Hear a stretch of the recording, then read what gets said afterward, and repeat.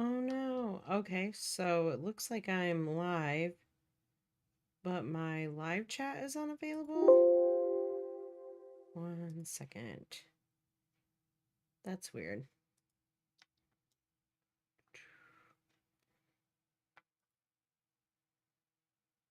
Hmm.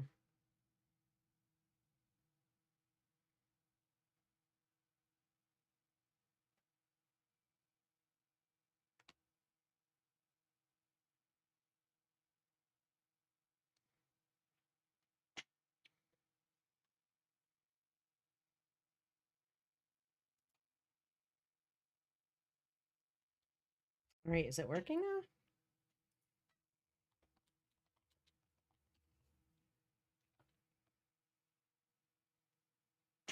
Cool. It looks like it's working on my end. I have two horrible little munchkins running around my feet, so they're probably going to bother me most of the live stream. Just gonna let you guys know.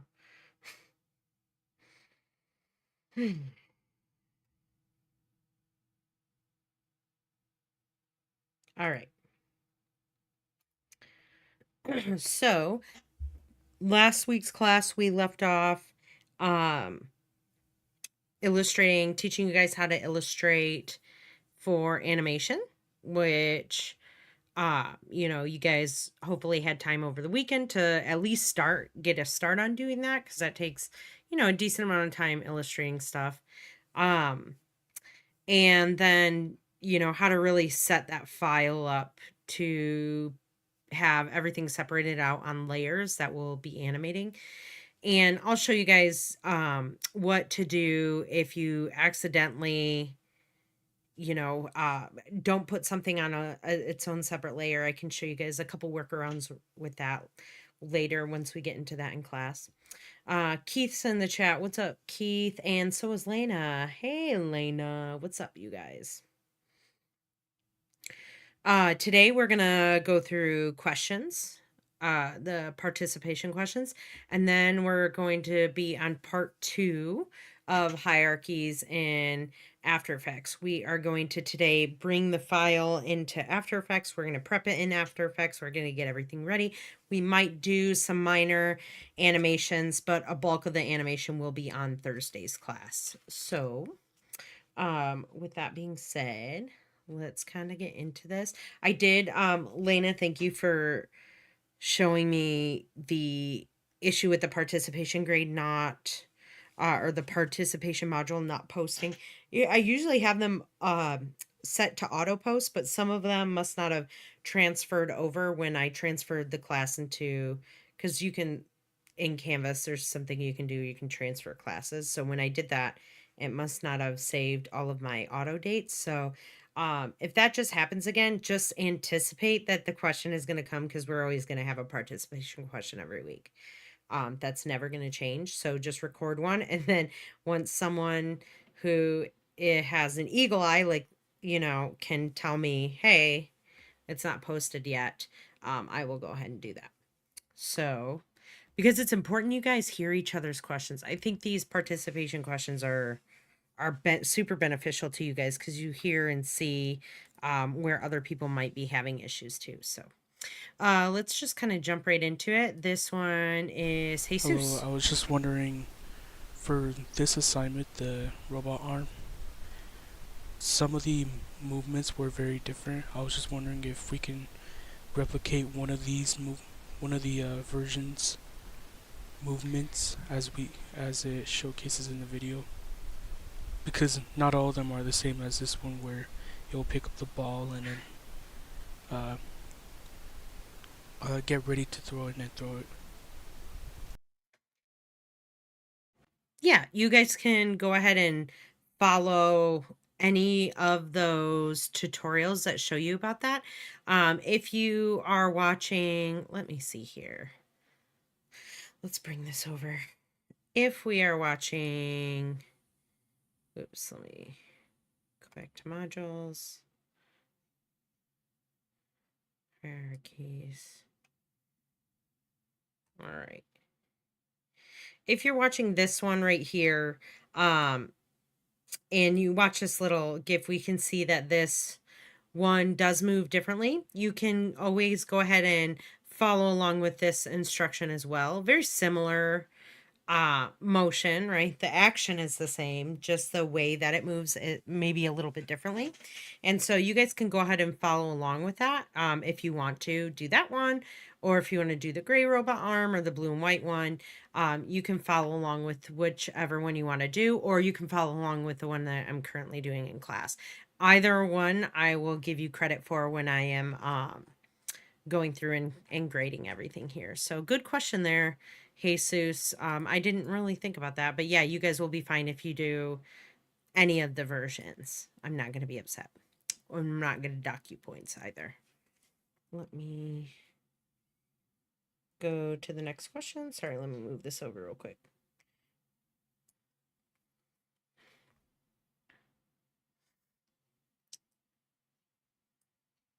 There, there. And we have Jade. Hello, I'm Jade, and I download my color, and it just look like this. I can bring it inside my Illustrator. So, do you know how to fix it?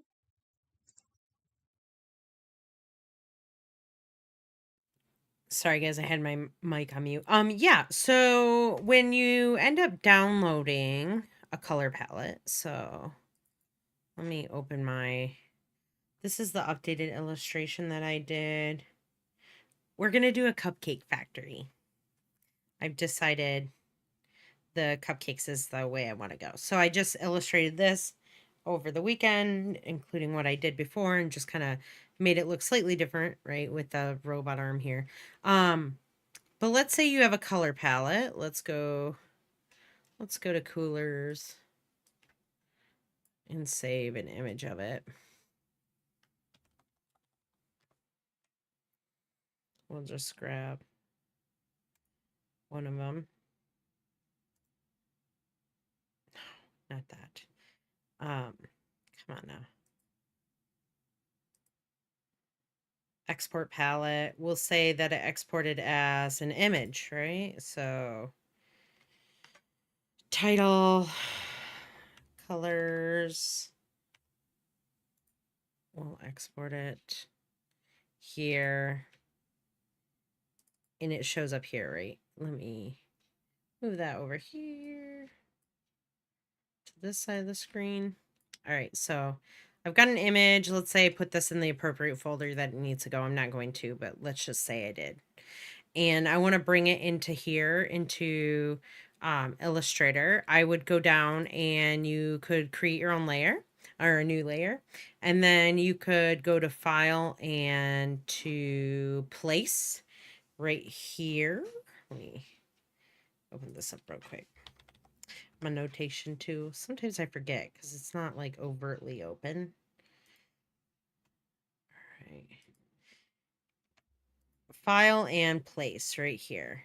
And what that's going to do is it's going to place whatever document that I ask it to grab, right, or direct it to into my project. And so mine was under downloads, and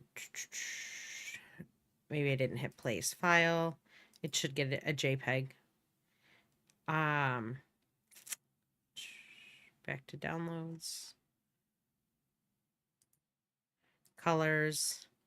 Place it in here, and then all of a sudden it'll be kind of like an outline or like a little icon of whatever it is you're placing will be around where your mouse is, and you can just click anywhere, and then it's going to place it on whatever layer you're in, and then you can just obviously scale this down like this until you can see it off to the side. And that's one way to put in an image inside of Illustrator. Another thing that could have been going on with you, and the reason you could ask the question was because, let's see here. Do I still have the coolers thing? I do. Excellent. Let's say I export it a color palette, or let's see how it happened. It just opened up as like a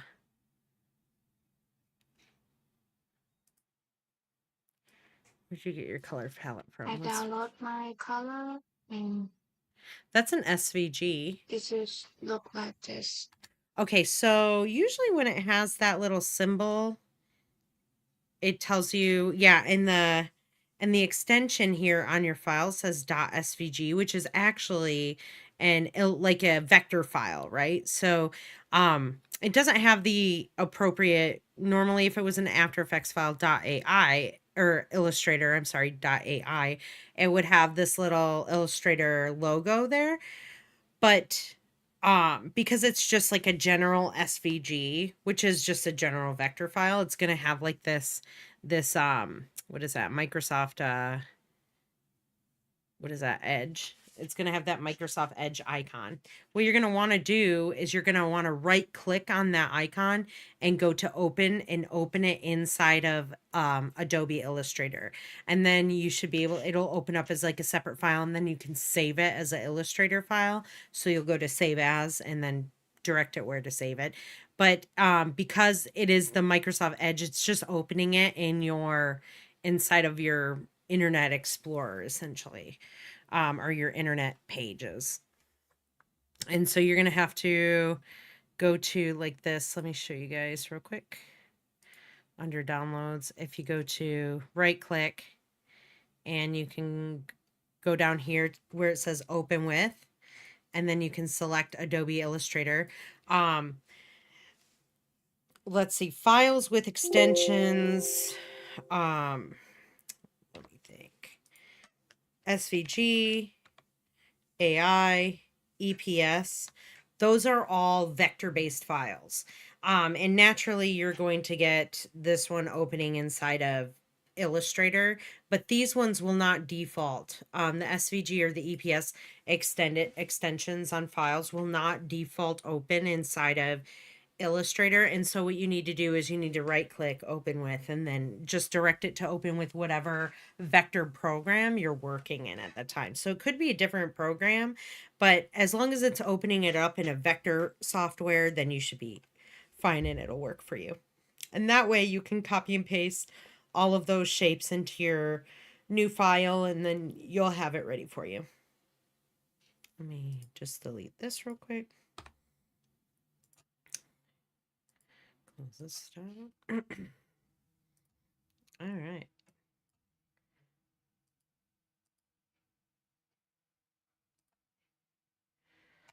Nakara.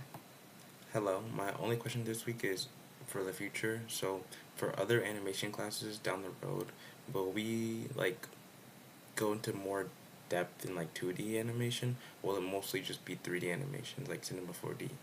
Thank you.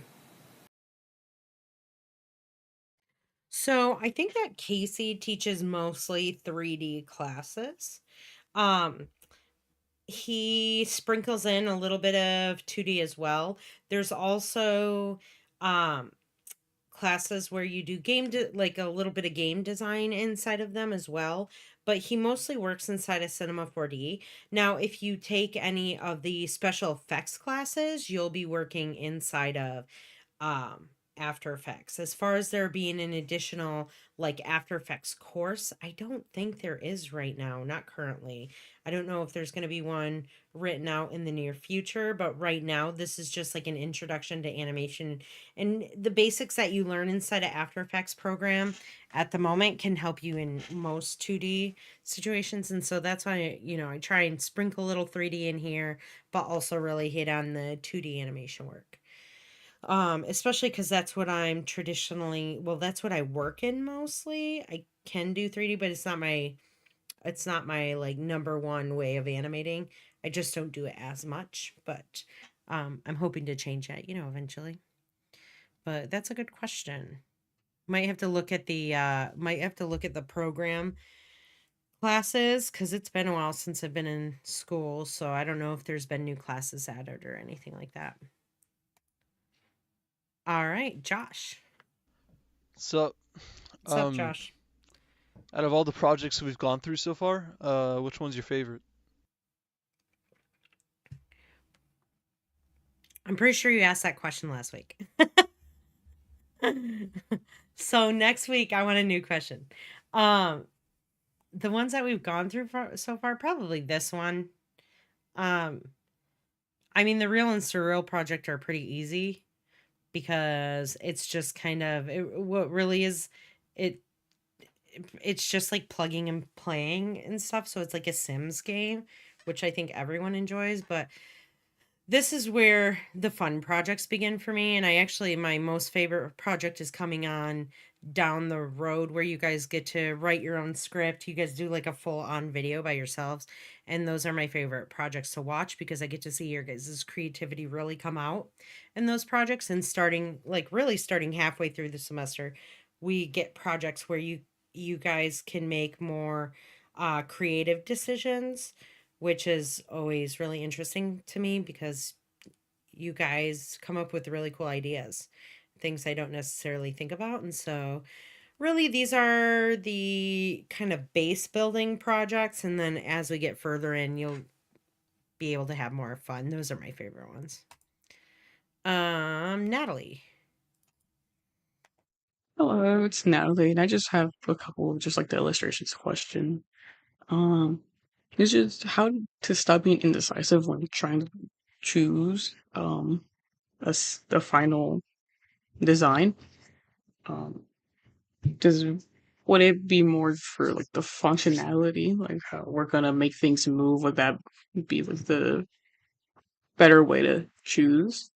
Or because I wanted to make something um well try something a little more difficult just by like having like a little extra things, and I was gonna wonder if that was okay.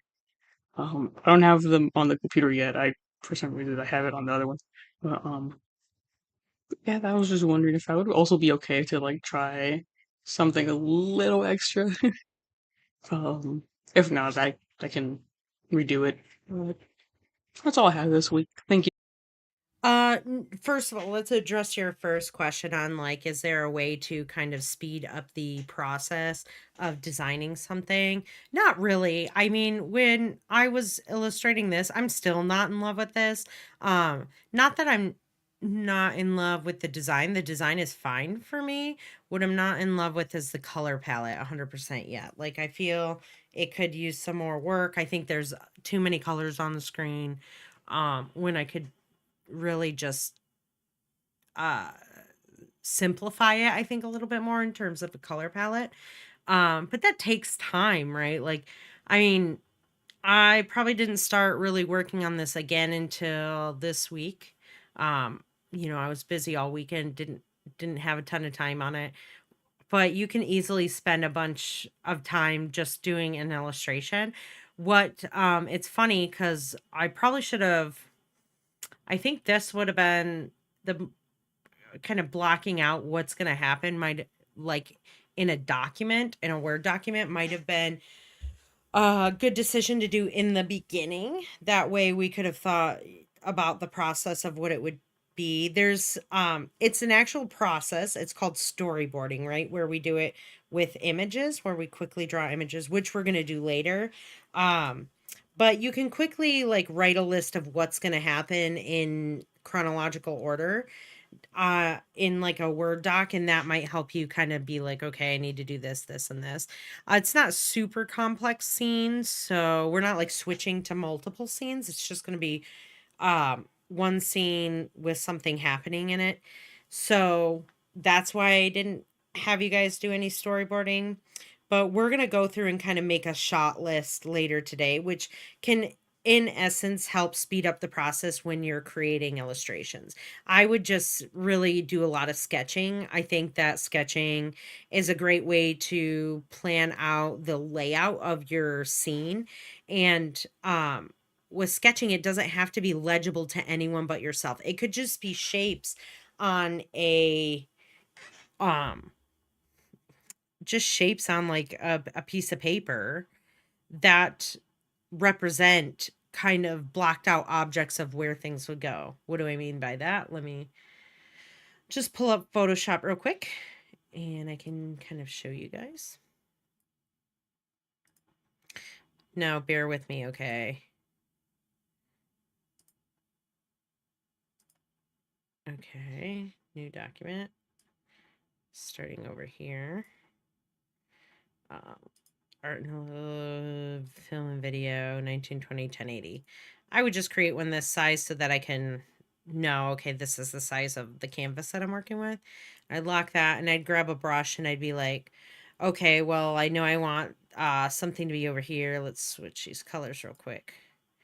I want like something over here, obviously, the beam that's going to happen up here. And then I want something to kind of be hanging down here that picks up something, or like here's the conveyor belt that we're going to have on screen. Ooh. Let me move this over. I don't usually sketch in Photoshop anymore, especially with a mouse and a keyboard. Like I'm like, okay, the conveyor belt's going to be here. We're going to have a bunch of different gears going here. Like, right, this isn't pretty. Legs hanging out. Obviously if I were sketching on paper, it'd look a lot nicer, but then I'm like, okay, I'm going to have something here that's doing something, and then some arms that are hanging off and doing something here, and one here hanging off doing something here, and maybe the object is just going along the conveyor belt here, right? This is essentially like super basic storyboarding, which I'm doing here. But you can sketch out your scene and be like, okay, I kind of like the layout of this, and then you could do like a more fine-tuned sketch of it where you're like figuring out the actual components of each object, and then you can bring it into Illustrator and illustrate it that way. That is how like a normal artist would likely illustrate a scene for something. But because we don't have that time, I'm not going to show you to do that right now. We'll do that later on, in a later project where the process is more complex, where we're putting multiple scenes together, and you'll need to storyboard that out and what's going to happen. Is there a major difference between Photoshop and Illustrator when it comes to sketching? Is one better?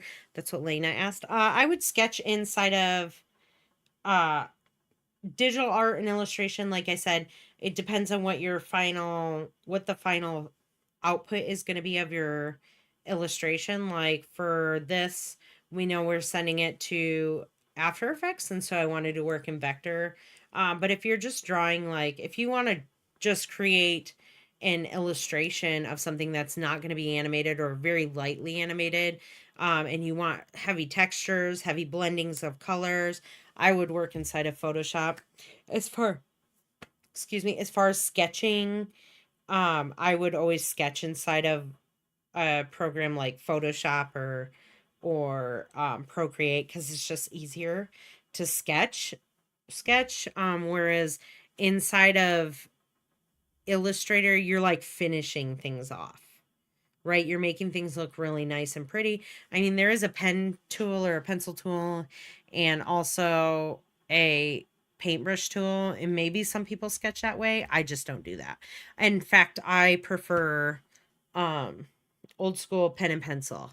That's how I like to sketch things out, because I'm just used to doing it that way, and I like to erase and just scribble on a page. Or something about scribbling on paper that I like. Maybe it's the smell of it or just the action of it with the sound. But I get into it more. And so sketching out my ideas can help me kind of plan out as well. While I'm sketching them, I'm like, okay, I'm going to want this to move. I'm going to want this to reach down and do this. I'm going to want this to do this, yada, yada, yada. And so you start to mentally make that shot list, is what I call it, inside of your head. Shot list being like what actions are going to be happening on screen and what kind of stuff you're going to be looking for.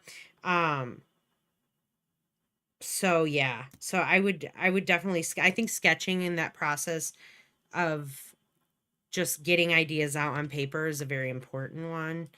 You might not have time to do that now, so, but as far as like doing things out of the what your comfort zone is right now, Natalie, I'm okay with that, as long as you can, like, let's try and figure out a way that we can execute those specific ideas that you have. And if you have questions, right, I would, when you guys are doing this right now, when you guys are designing illustrations and designing things for your projects, I want you guys to keep in mind the things that you already know that you've learned in class, but then also things that you think are within your capabilities and things which might not be within your capabilities, like very far beyond your skill set right now. And make kind of like a important list inside of your mind, like, is this really important? Do I need to learn this skill to figure this out, or can I maybe troubleshoot my way around it myself and think of a creative way to show this? And so I'm okay with you guys doing that. That's why I wanted to create kind of an entire scene and not just this singular robot. I mean, the scene's an entire scene where the robot arm comes in and it picks up the ball and it throws it. That's not a scene, right? It is something. It's a scene on here. But doing this, you start to thinking, oop, I did not mean to do that. Creating Throwing you guys for a loop right now. What is happening? Okay, there. Let's do this. And move this here. Creating an entire scene where there's like multiple elements inside of it, though, starts to get you guys thinking of what other kind of items within there that you will be animating. And it kind of makes it a little bit more of a completed scene rather than something that's just one thing on there doing one thing, right? We're going to have kind of multiple things happening in an order, right? And so that's why the assembly line is really cool, because we get time to watch it do different things. But yeah, that's why I kind of wanted to get a little bit more advanced with this one for you guys and give you the opportunity to either do this or to stick to the original one in the module that you wanted to. All right, let me close this one out. Next question. Tristan. Hello. I was just wondering, when are we going to be using Adobe Character Animator? Are we going to be using it in November or, like the last month? I was just wondering since, it's already October, even though I know it's still only just the 9th. Thanks. We actually don't use character animator in this class. I think it was on one of the modules and I meant to remove it, but I had kept it on there to let students know, like, you can download this and play around in it if you want to. It's going to be similar asset structure, and you're going to learn kind of rigging right now inside of, like, basic rigging inside of After Effects right now, which I think could be applied to character animator. But we don't have any projects inside of there, unfortunately. I think it was in the technology login challenge where it's listed under, yeah. We really only work in After Effects. We did one thing in Adobe Animate. You don't have to worry about Premiere or Audition really just quite yet, right? You'll do Audition in a little bit. Photoshop, Illustrator, and Media Coder, of course. Adobe Premiere and Adobe Character Animator, you guys really don't need to use because we don't have any programs, or we don't have any projects that deal with those.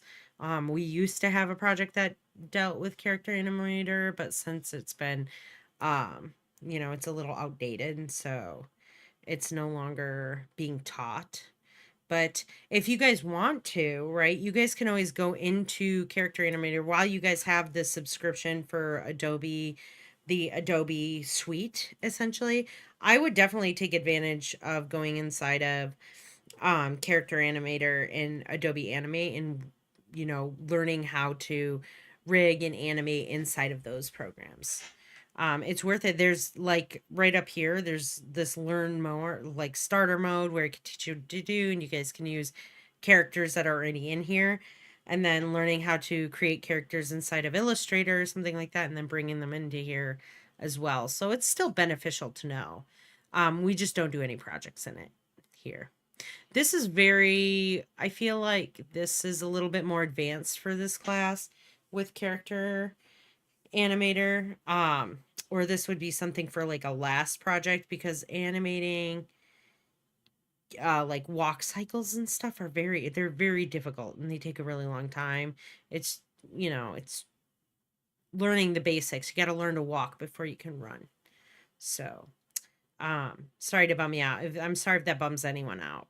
I know it kind of sucks that we're not doing a lot of character stuff, but we more focus on like the basics of animation and then just kind of really learning how to put scenes together and composite things together and building stories, which is basics of animation and creating infographics and videos.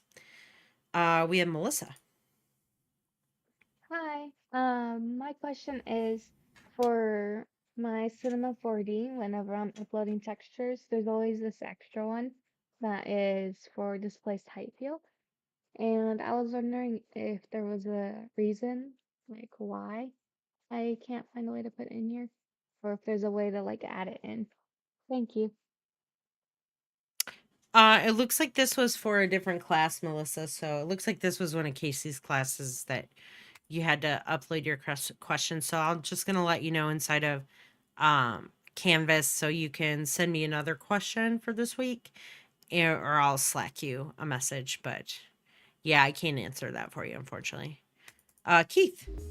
Hello. So one of my questions was, which for some reason I've been having This issues is awesome, by trying the to way. play Adobe Illustrator on my OBS for some reason. That's kind of like, that's my only question so far. I haven't had too much issues with making this stuff.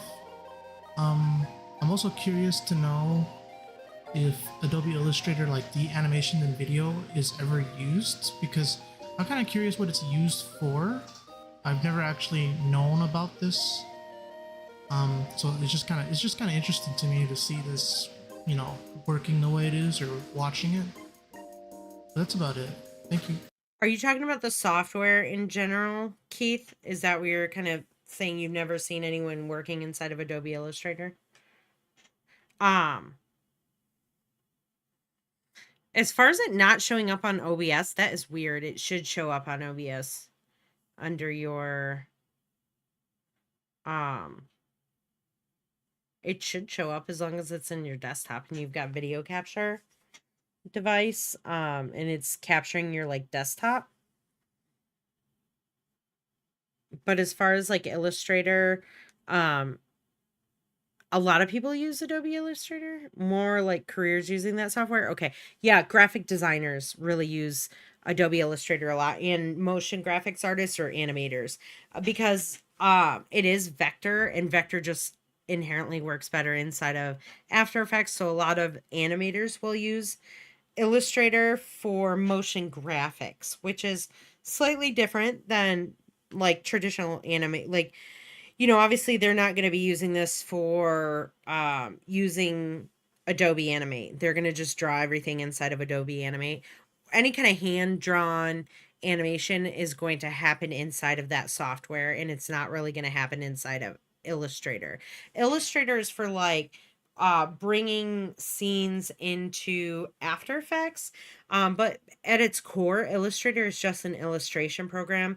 A lot of people will create like I said, graphic designers, it's a huge program for because they create illustrations for websites, logos, things like that. You had the video captured and changed it to the application, but I couldn't get it to show. Yeah, that's so weird. I'm not sure why that happened. Did you try restarting OBS? I'm going to assume yes. But yeah, back to that. Just anything you would want to use vector based for. It's just industry standard program that people use. I see though a lot of other professionals using different softwares. A lot of people who work on their own, like freelancing or who own their own business might use a software that's not industry standard. They might use Vectornator or Procreate or something like that. Although those I will say those softwares are becoming more prevalent in the field.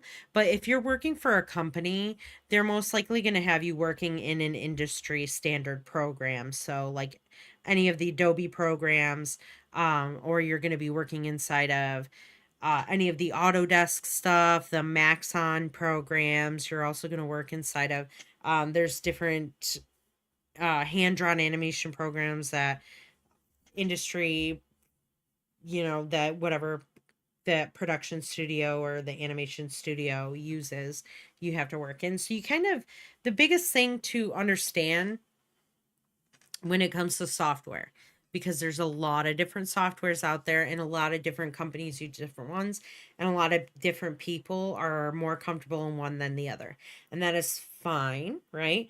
But if you go to a job and they're like, we use these programs, you should be able to open it up and generally navigate it within the first 30 minutes. And then obviously it's going to take time to really establish where your tools are. It's like learning a new room and learning a new workstation, right? So you're like, oh, where is my pens, my pencils? Oh, they're over here. I'm just going to have to remember that they're over here from now, right? And so it's just getting to be comfortable inside the user interface. But in general, these programs all have similar functionalities. Some programs are more robust than others and have more options to do different things, and some might not have that. But for a great example, Blender, the 3D program, which is an open source program, anyone can download it, anyone can work in it, and it's free, versus Cinema 4D, which is a program that is industry standard and that people pay thousands of dollars for every year in just subscriptions. And also like Autodesk, same thing, very similar. Autodesk is going to be like Maya, CAD programs, things like that, which are used a lot in gaming, animation, 3D animation, that kind of stuff.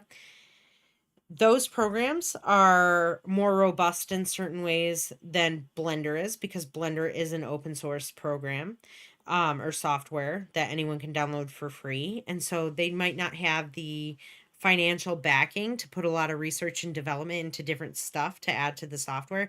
But I will say this, it is catching up, and it is catching up fast. And people are learning to do really great things inside of Blender as a free program. And it's offering a lot of really good things, and people are using it for professional purposes. So like you might go to uh, a marketing company who is in need, or like a animation studio who's in need of a 3D artist, and they're just using Blender. You can see that, like, it's not uncommon, right? Cutting costs, and it's open source, which is great, which means you can go home and practice around in it. But then again, you're not going to get the ability to use sometimes different add-ons and stuff and plugins with those softwares, and they have some limitations.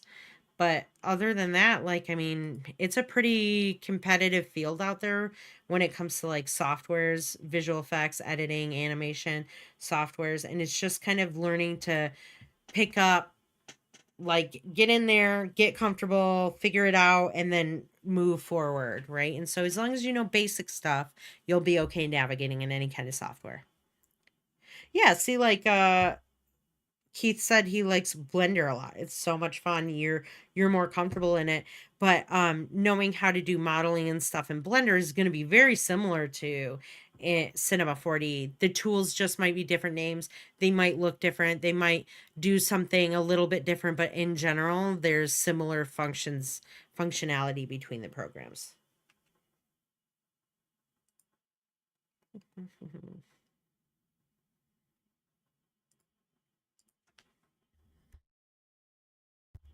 All right, Lena. When I was What's working up? on the assembly line scene, I have 5 questions. I'm ready for him. So when I get to Adobe Illustrator, Cute. I have trouble understanding how to align things to the artboard. For example, when I highlighted the conveyor belt and then I clicked horizontal align center, I was able to shift it so it aligns to the middle of the entire composition. But I also wanted, let me undo this. I also wanted to have these gears come along with the conveyor belt. So when I highlight all these gears and the conveyor belt, oh, hold on.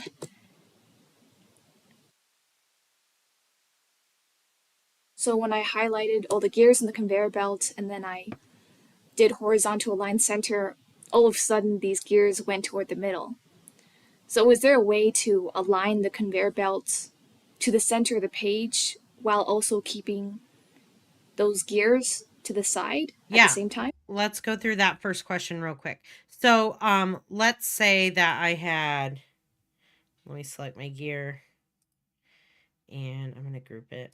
Oh, by the way, you guys, I didn't have the updated version of Adobe Illustrator in last week's class, and I have since done an update, and this lovely little thing down here pops up when you select your objects, and gives you options to recolor them, ungroup them. So it's like a quick access bar, which is lovely because I don't have to necessarily go through and do a bunch of stuff or right click, even use shortcuts. It's just auto there, and I can select, okay, select that there. Great question, Lena. So let's say that I wanted to select these, and let's do it different. Let's not use this. I'm going to hide all of this stuff. There it went. Where'd this guy go? Moved into the wrong thing. Create a new layer there. Move that guy back up.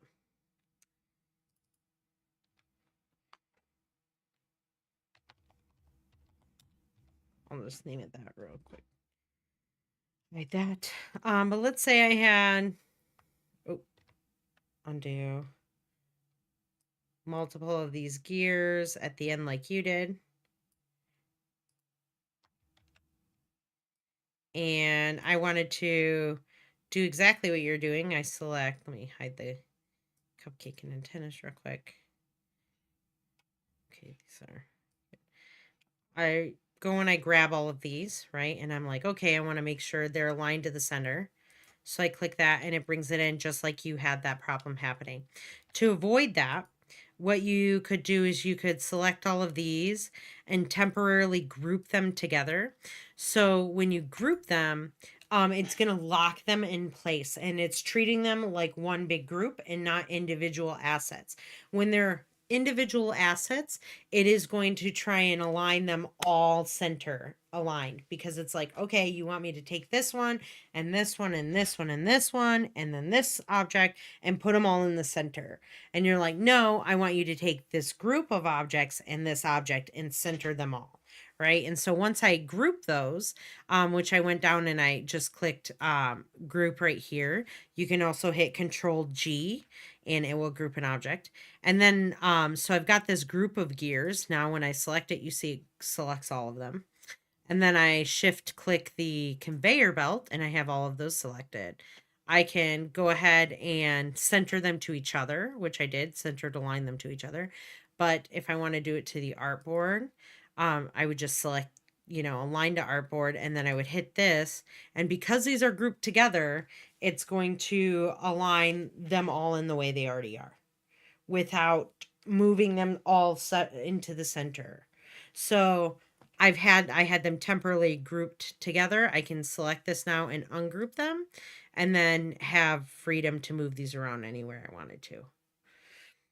But that's a good question, because that is something that is kind of confusing. I like this. You're going to make a cloud factory, by the way. That is pretty cute. And I also had the same problem with this box.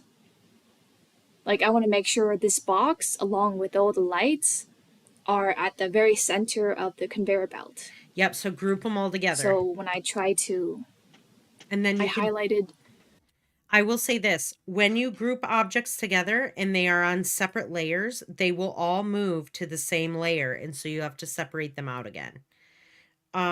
So you also choose center to objects instead of artboards? No, just center to, if you're trying to center it, if you're trying to align your objects together to each other, then center to objects. If you're trying to align them to the center of your scene, your artboard, then you select center to artboard. So you were trying to do it to the artboard, so that's the one you choose. And when you're on, for instance, let's do this. Let's hide the gears in the conveyor belt. And let's just show kind of the control box and everything along with it. And I will show you something that happens. So let's say that, where'd my antennas go? Back here. These are all on separate layers. In fact, this antenna doesn't have to be on a separate layer, but I have it on here for some reason. But these are all in separate layers. Let's say I wanted to move these all into the center of my artboard here. And I click align horizontal line to center. It's going to do exactly the same thing that happened to you. And so again, I'm going to hit group or control G to group. Now, all of a sudden, you look at like all the little bounding boxes around it, and they're all black now. And before they were separate different colors, but now they're all like this dark gray, dark black color. And then when you look over to your layers over here, you notice that they're no longer on separate layers. It moved them all to one singular layer. And that is because you've grouped them together. So what you could do is group them, then move them to the center, and then you can ungroup them and then start selecting different sections to go to different areas. Like this whole base part, I could select and put this all under the control box, right? Close that, and I'm like, okay, that's correct. I can delete the antenna one too, so I don't have an extra thing. The screen, right? I could take this little screen here that I have and just drag this little colored box to the appropriate layer, and it will move that to the appropriate layer. And then I can maybe hide these to make sure that I'm putting them on the appropriate stuff. Like this one right here, I think I had it under control. What is this one?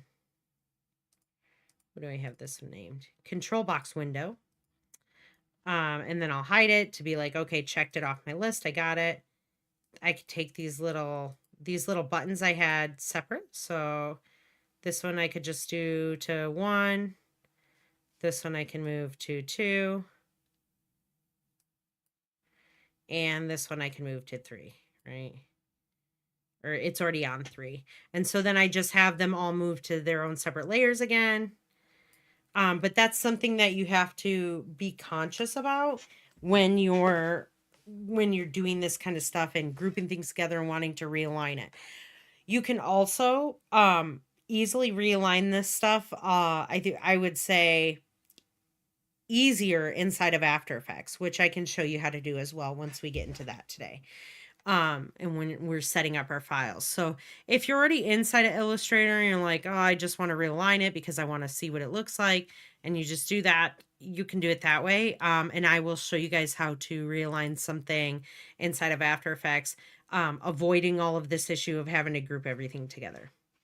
When you ungroup the layers, does it automatically separate the layers again? It does not. It just separates the objects from each other. It keeps them on the same layer. So it's kind of a pain, right? Because it does the opposite when you want to group them together. It puts them all on one layer. But yeah, it doesn't, unfortunately, it doesn't do that. At least not in the versions I've worked in. I don't know if it does it. Let's see. Maybe in the new update, it did do something like that. That would be crazy if you guessed it. So let's group this. And now, okay, when it's all grouped together, it's one object. Move it. Now let's ungroup it. No, it still kept it on this. It still kept it on the same layer. So, unfortunately, no. It doesn't work like that. They're all, life doesn't work like that, Lena. We have to do things the hard way. That's actually, I kind of like it centered like that. So, thank you. I'm going to save this. Let's go back to your questions. All the stuff that was attached to the box, like so, and then clicked align to center. The box aligned to the center of the conveyor belt, but then all the other objects just decided to collapse toward the middle. So is there a way to prevent that from happening while also keeping the box in the middle? And my second question is, how would you space the legs out evenly? Because I can't tell. I mean, I tried to eyeball it, but I can't tell if they're exactly even or not.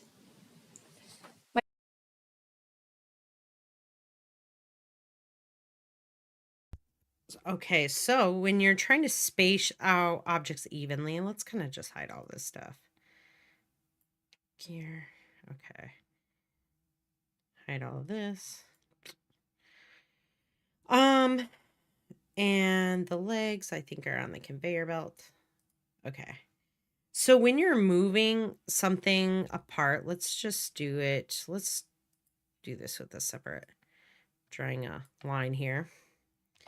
And let's say you duplicate it, holding down Alt, holding down Shift at the same time and moving over. And you're like, okay, about this is about how much space I want in between each leg. If you hit Control D, it's automatically going to add iterations of that at the same exact distance. Now, let's say you didn't do that, but you just kind of want to draw one extra one.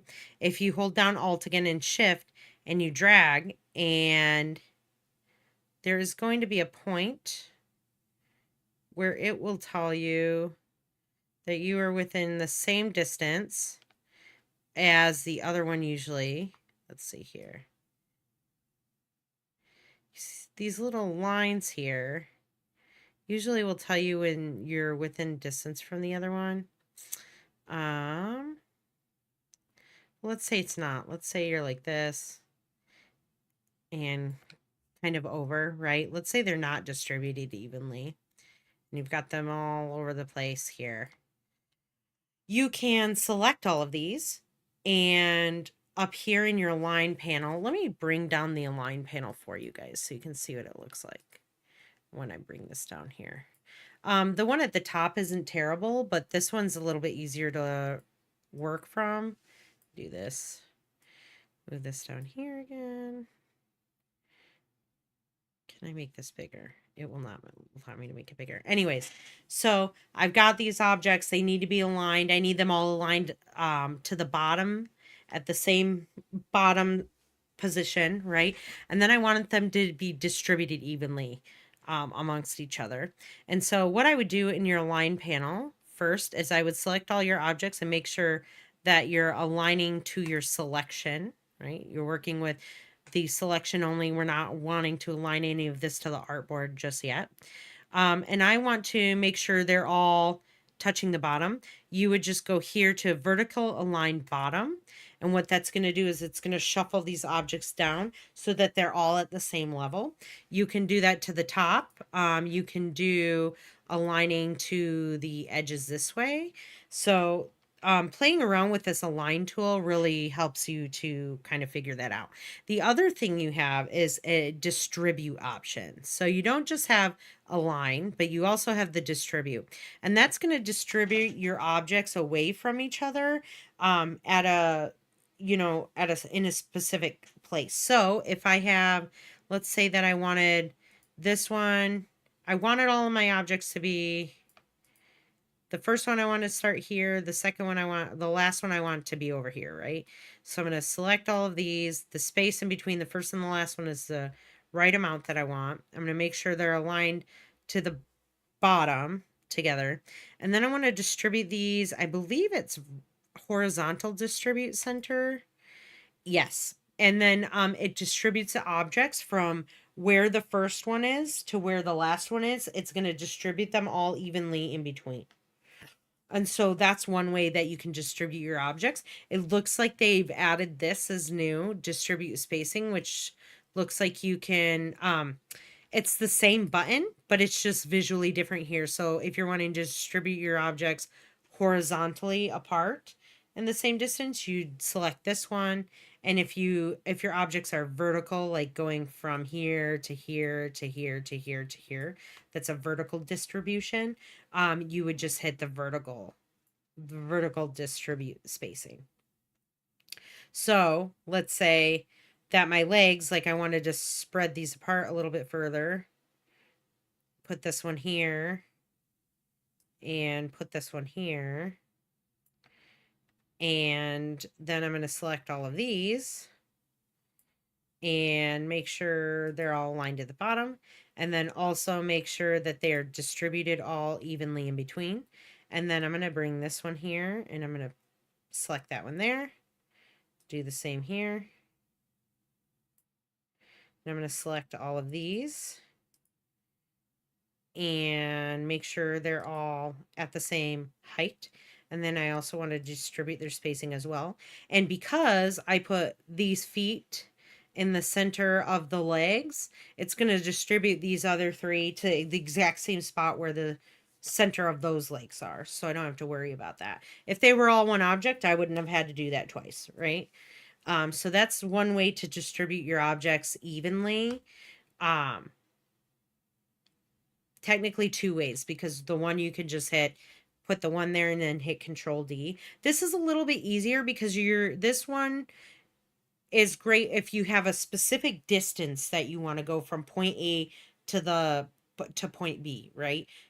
I want my first object to be here, I want my second object to be here, and I want to distribute all of these objects in between those 2 points. The other one where you make an object, hit Alt and duplicate it, like move it over and duplicate it, and then just hit Control D, is more if you're not looking for like a specific distance in between. You don't have a point A or a point B, you just have a point A and then you want to go beyond. And so that's where that one's beneficial. I'm going to save that. Let me go to your next question. My third question is, when I was working with the rectangle tool, let me make a rectangle, and then I rounded it, I wasn't able to make it thinner. So the rectangle like this, when it's rounded, I can't, I had trouble. It's because it was making it thinner. Yeah. But then when I shifted it back to the sharp corners, So essentially what's happening there is when you round those corners, you're taking those 2 little buttons and you're pulling them into each other. And those, what it does is it goes from 1 vertex point on each corner to 2 vertex points on each corner, where it rounds the space in between. And then when you're pulling that down, those are spreading out like this. And then eventually the 2 vertexes at the top are going to touch, and you can't go beyond that point. And so then that's why you can't make it skinnier, because there's no room to move this way, versus when it's all squared off, there's only 2 points instead of the 4, right? Does that make sense to you? Does that make sense to you guys?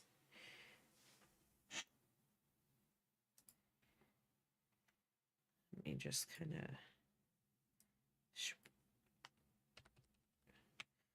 So let me change the color of this. It's just something you guys will be able to see. Okay, that's not bad. When I grab, notice there's the 1, 2 points here, right? And you've got the third one in between. These are your vertex points, but that's technically your bounding box here.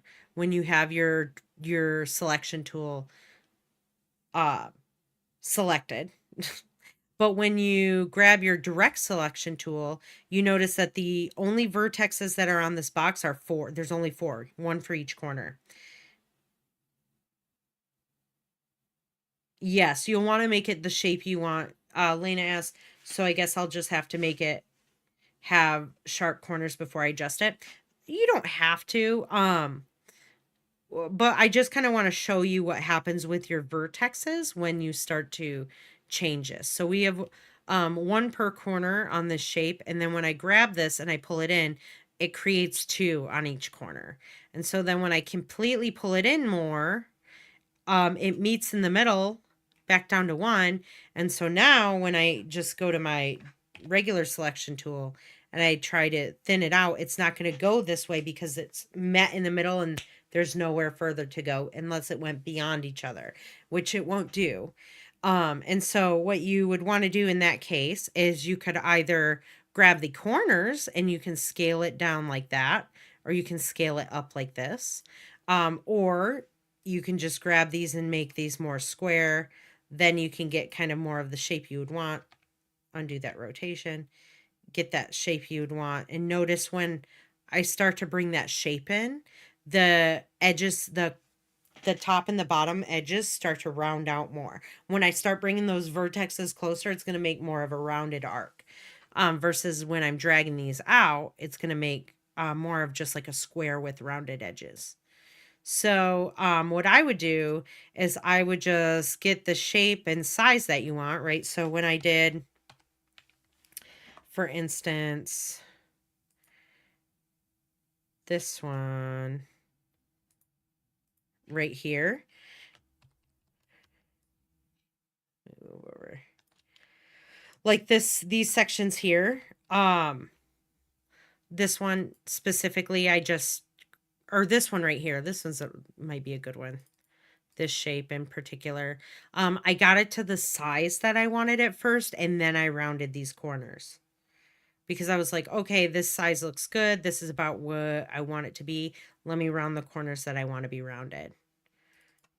And so then you can always I could always grab this, and if I went into it, if I was like, okay, I don't want the corners as round, I could go in here and just change this. That's a nice thing about this. But once it's in here, you can only do that in here. You can change the roundness of some objects inside of After Effects, but not if it's like an Illustrator file. I'll show you what that means later. Let's go to your next question. Could make it thinner like this, no problem. So I was wondering how I would be able to fix that. My fourth question is, if I organize all these layers into folders, like if I combine all these parts for the robot arm into one folder that says robot, will the layers be affected when I bring them into After Effects? I think they will. And finally, my fifth question is, if I locked some of my layers, like the background and the color palette. If my layers are locked in Adobe Illustrator, will it come locked when I bring it to After Effects? If so, would I have to unlock all my layers before bringing it into After Effects? No, and I will show you. I believe it does stay locked. What we'll do is we're going to test that theories that you have. Those are good questions. You're thinking like ahead of this, right? And so we're going to test those two theories that you have. I'm going to group a couple things because I don't know the answer to that question. I believe that it will affect the way it moves into After Effects, but we'll check. And then I'm going to leave a couple layers locked. So we see if those come in to After Effects locked. And then I will show you how you can easily fix that without having to do much work, right? Because we're going to talk a little bit about dynamic linking, which is something that all of your Adobe products do, which is a massive time saver. And it's also it's just amazing when we got the dynamic linking. But good questions there. So let's go ahead and kind of let's do that real quick. Let's turn this. I'm going to see the whole thing. Okay, I'm going to close the align tool. I'm going to turn on all of my rows right now, all my objects. Okay, perfect. This one, the control box. Select this through this one. Select all those. I'm going to move that down because I want it to be... Ooh, do I want it down below there? I'll extend the box a little bit.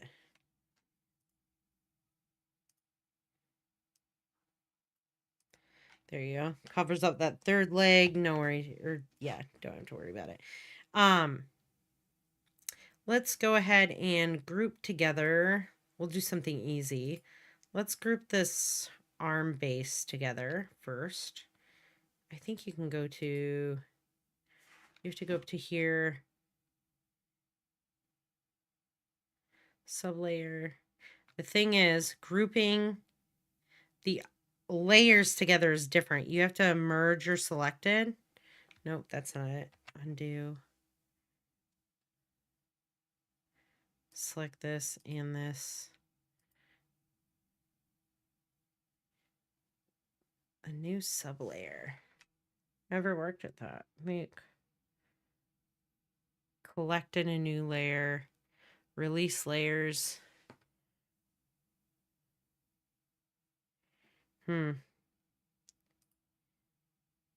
Grouping them is going to group them, the objects together.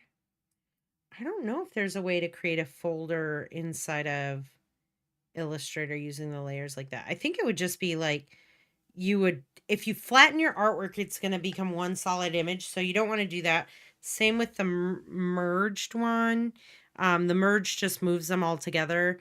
But flattening your artwork is like something you would do at the very end after you duplicated everything and you were going to flatten it into one single file, and it would make it smaller. It'd be for exporting it out so people can't really edit it. If I flattened it, it puts everything together. My entire artwork is all one flattened piece of work. And then when I go under here, I can see my separate layers. So this is to save on file size, I would say. I believe that's why people do that. As far as I don't think you can actually group them. So I don't think that'll be an issue here. The only thing is new sublayers are just yeah, no, not a problem. Let's just delete that sublayer because we don't need it. Ooh, no, that's not what I wanted to do. Back at it. But let's keep the bricks in the background. Let's lock a few of these. Let's lock the cupcake, the gear, the conveyor belt bricks in the background. So I can grab that, but I can't grab any of this stuff. And we'll test that out. I'm going to save this. Once we're done with the questions, I think we have one more question and then we're good. Yeah, sweet. All right, Jasmine. Hey, so my question has to do with my text. I want to change from impact to squash here. I was trying to do it here, but I'm pretty sure I'm just changing the name of a file or something. 'Cause nothing is happening. Also, I was trying to do it here individually on the letter, like the S. Nothing happens there. So how can I change my text from impact to swatch? That's just my question for today. So Put this the back problem out is yeah. on this one, Jasmine, is that these are all, you hit C to create editable shapes, which once you do that, you can't go back and edit it. And so what you'll have to do is you'll have to create a new text that says squash. And then you'll have to then create editable shapes by hitting C. But once you hit C and it becomes its own separate thing and they're all editable separate shapes, that's when you can't update the text. And so you're going to just kind of have to start that section over again, which thankfully it's not that big of an issue. You'll be able to easily do that because it's not like the text is animated. So just delete that text, go in here, create a new text, write squash. This is just changing the name layer here. And so unfortunately it's not doing anything with the text. But the reason you can tell that it's that these are objects is because it's got an extrude on each one of these. And so what it did is it took the spline, which is essentially the path of the letters, and then it extruded them out to create dimension to it. And so it's just an editable object. It's an object at that point. It's not like a text layer. So yeah, you'll have to unfortunately redo that, but it's super fast to do. So, you shouldn't have a problem. Let me know if you have any more questions, though. Good questions this week, you guys. Let's kind of get into prepping a file, moving it into After Effects, yada, yada, yada, all that stuff. I hate that commercial where they're all like the yada, yada commercial. I'm going to move this down here, save that. Okay. Actually, let's not do that because let's save that. I'll show you guys how to make adjustments here in a second. So I'm going to minimize that file. And I'm going to open up my hierarchies. And I don't have an After Effects file started, so I'm going to have to start a new one. Open that. Has been changed or removed. Yes. Okay, never mind. Hold on.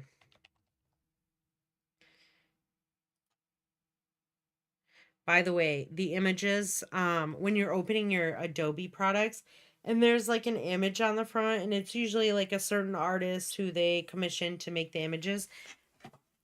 Some of these are so cool. Like the new one for After Effects 2024 is amazing looking. It's like this black and white. I don't know if you guys have updated your software, but it went through like, I think a pretty decent update. I think there's going to be quite a few changes in this update, possibly. It'll tell us what's new. Enhanced roto brushing. The properties panel's been there. Essential properties, 3D design space, which is neat. If you guys ever want to learn about these, you guys can just go down here to kind of learn what each thing does and what's new. And you just go to learn more and it tells you more. Multi-frame rendering, which is awesome, which just helps you to preview things quicker. So yeah. But let's create a new project. We're going to save it right away. Save as. And not there. Let's go back here. Hierarchies, After Effects. I'm going to name this one Makara underscore hierarchies assembly line. And I'm going to save that. So my file is all saved here.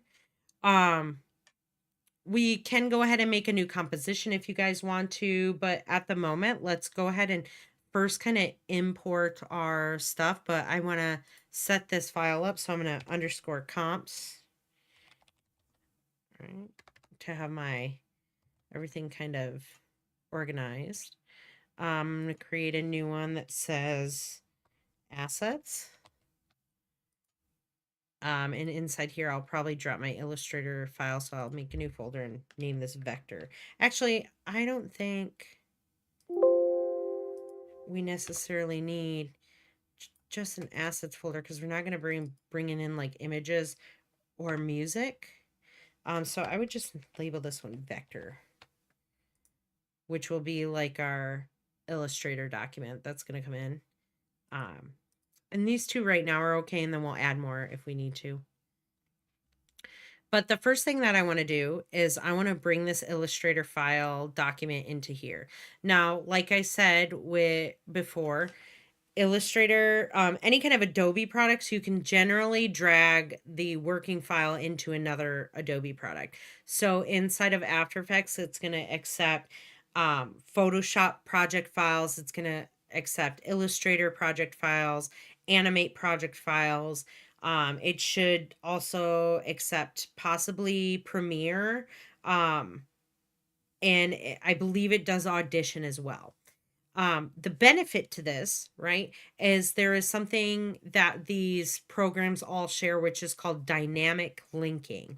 And what dynamic linking does is it essentially locks the project files together, and any change you make in one project file will move over to the next project file.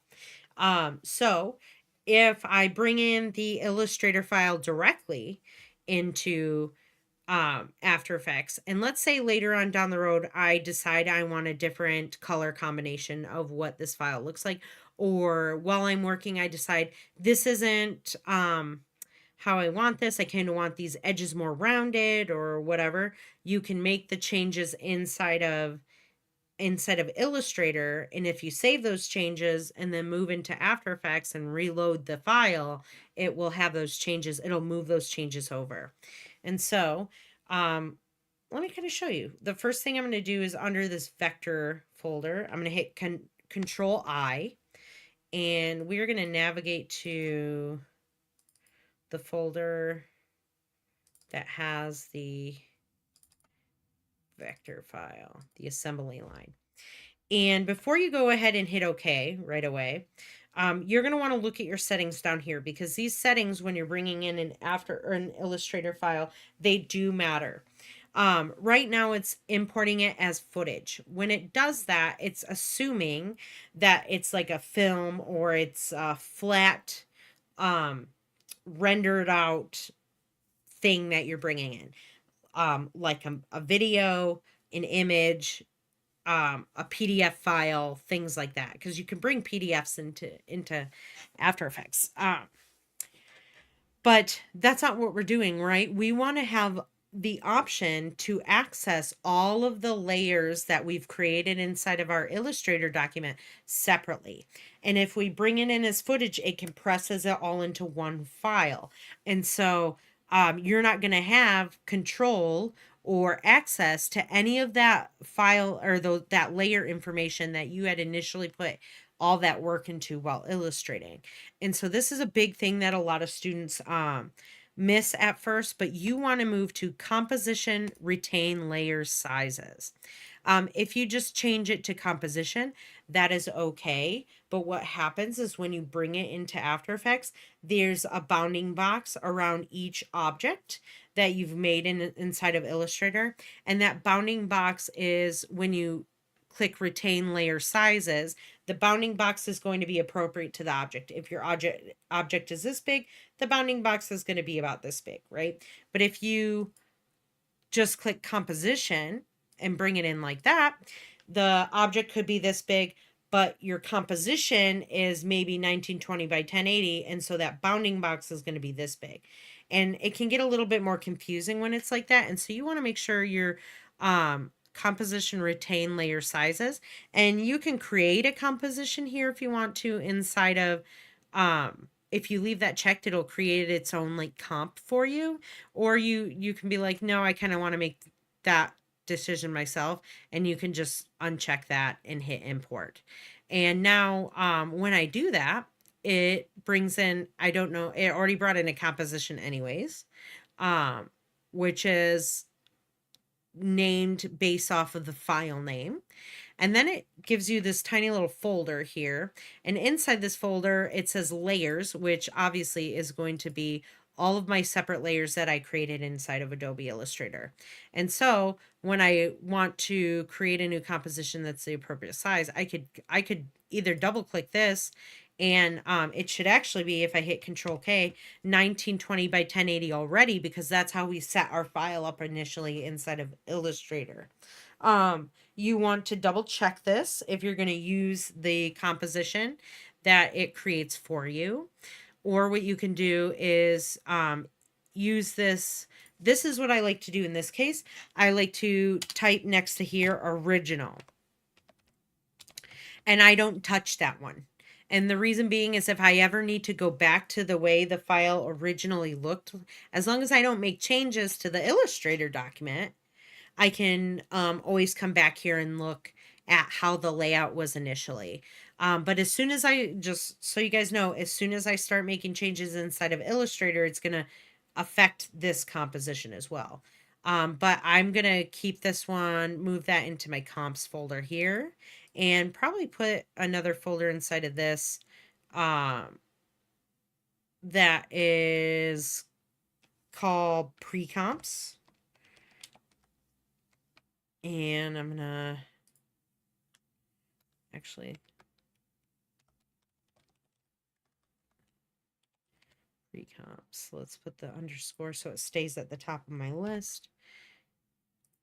And I might just pop that right into the pre-comps folder. You guys don't have to, but that way if I'm like, oh, I need the, actually I'm going to drop this just in the, leave that here in the regular comps folder, and I'll still have this pre-comps folder for later. But now I have the ability to go back and see what the original setup and scene is organized like. So I'm going to unclick out of this, and then I'm going to create a new composition. Sometimes this happens, right? My timeline went away because I closed my composition. But if I create a new one, 1920 1080 main assembly line, Let's say we're gonna add, let's do 30 seconds right now, and that might increase 24 frames a second. We're good. Hit OK. And now I have my main comp there. And I'm just going to grab all of these and drag them on down into that main comp. Ooh, it centered everything. Let me see. Did it do that with everything? It sure did. So let's undo this. We're not going to do that. I am just going to take that main comp, that one back in there, this assembly line original. I'm going to grab all these, copy this, and go into my main assembly line here and paste it there. The reason it just, when you drag it down there, it's automatically going to want to center everything. And I don't know if that's a setting inside of my,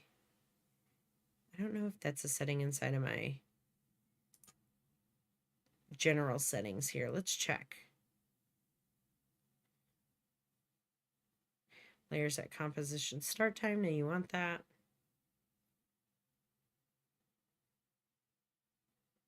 No, even this went away. I'm going to do that. Okay. By the way, when you update After Effects or Illustrator or anything like that, any changes that you made in your preferences might not necessarily convert over to the new version. And so you might have to go back in to your preferences and put back to center to object or whatever. But it's okay that it did that to me when I tried to drag them in. I just ended up going to the original or the original comp here, and then copy and pasting all those layers, and they ended up in the appropriate spots. I am just going to extend all of these layers so that they go across my entire composition. And then I'm going to go over here, and I'm going to select the continuously rasterized layer. This little star object is on every layer. When I click on that, it's going to turn that on to all of my layers. And now if I scale any of these layers separately inside of After Effects, it will keep them sharp. If I don't have that selected, it will pixelate at a certain point, and you don't want that. You want it to recognize it as a vector. That's why we did it in Illustrator. And so that's why you want to make sure that it's continuously rasterizing those. Now, I know it says rasterize, and it's just continuously like sharpening it, essentially. If this is not here inside of your layer panel, all you have to do is click on this little icon down at the bottom, the expander collapse layer switches, this one right there, and it will open those up for you guys to see. Now, Lena, did you notice something when I brought this into After Effects?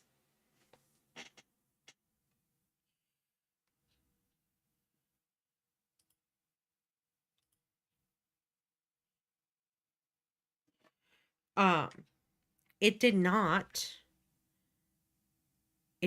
keep my layers locked. So I have the ability to move these layers around. So even though they were locked and they're still locked inside of here, they're no longer locked inside of After Effects.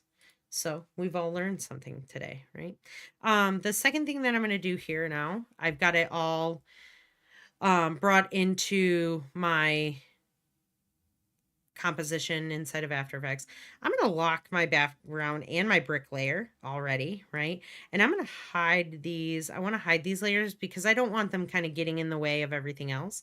And so I'm going to click this little guy right up here, which is the shy switch. And then I'm going to select the little shy guys, that's what I call them, on both the bricks and the background layer. And like I said, that doesn't get rid of those layers. It just hides them from your timeline so that they're just not in the way, because we have quite a few layers here. Right now we have 17. With those two, we had 19. You guys might have more. I saw Lena had more in there. And so just to kind of keep this cleaned up, you might want to hide some of the layers that you know are not going to animate. The other thing that I like to do next is I like to come through here and color code things so that I can see them easily. So the conveyor belt and the gear, I'll probably change to like a dark blue color so I can see. The cupcake, I'll leave red. Control box, all the way to the button because it's all one object. I'll probably change to, I don't know, yellow. Then the track is all by itself. I'll leave that red. The claw, the wrist, the lower arm, the upper arm, the arm base. All of that I am going to change to, I don't know, green. And then this other arm over here in the arm base, I will change to indigo. All right. I like to keep my layers separated by what the objects are. Yeah, they did come in order, by the way, Lena. Lena mentioned that the layers came in order. Great observation, because they did. And they all came in the appropriate sizing. Notice that inside of my Illustrator document, I go over the this is your art box, right? My shapes go over the art box, but they don't show beyond the composition size here.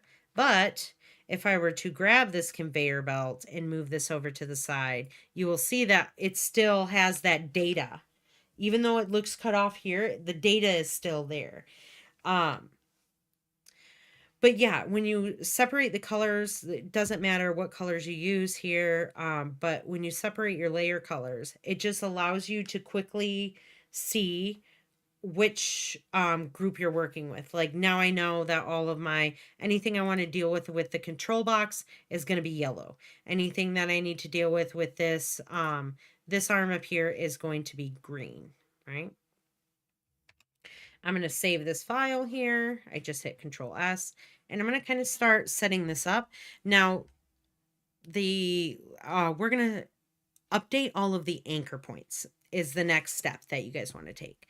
After you bring your file in, you bring it into your composition, you got your compositions all set up, you've got your layers they're all organized, right? You've got them color coded. The next step is going to be, let's start moving anchor points around and thinking about how we're going to animate this. The one thing I want to do is I notice here that there's gears, multiple gears on here, and I didn't want that to be the case because I'm going to duplicate those gears inside of After Effects. I am going to grab these ones here, the duplicates, holding down Shift, and I'm going to delete those, and I'm going to save this, hit Control S. And once I go over into After Effects and I hit Control S, you're going to notice that they disappeared.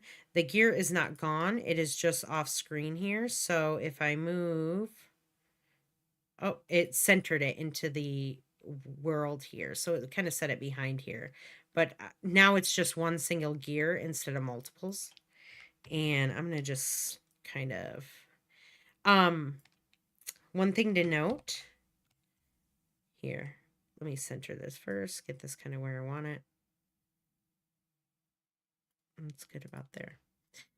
One thing to note when you're zooming in on your composition to see something closely, there is a difference between hitting Control Plus to zoom in your comp or on your stage, and Control minus, right? There's a difference between this and then between taking an object like this gear and scaling it. So if I hit S on here and I scale it, notice that it's sharp. It's still sharp. I'm still way zoomed in on this object, but it still has a nice, where's my mouse at? It's on the other screen.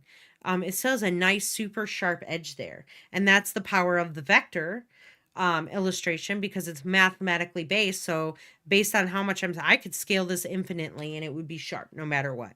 Now, if I put this back down to its original size 100 and I zoom in using Control plus or minus into the composition here, it is going to look fuzzy.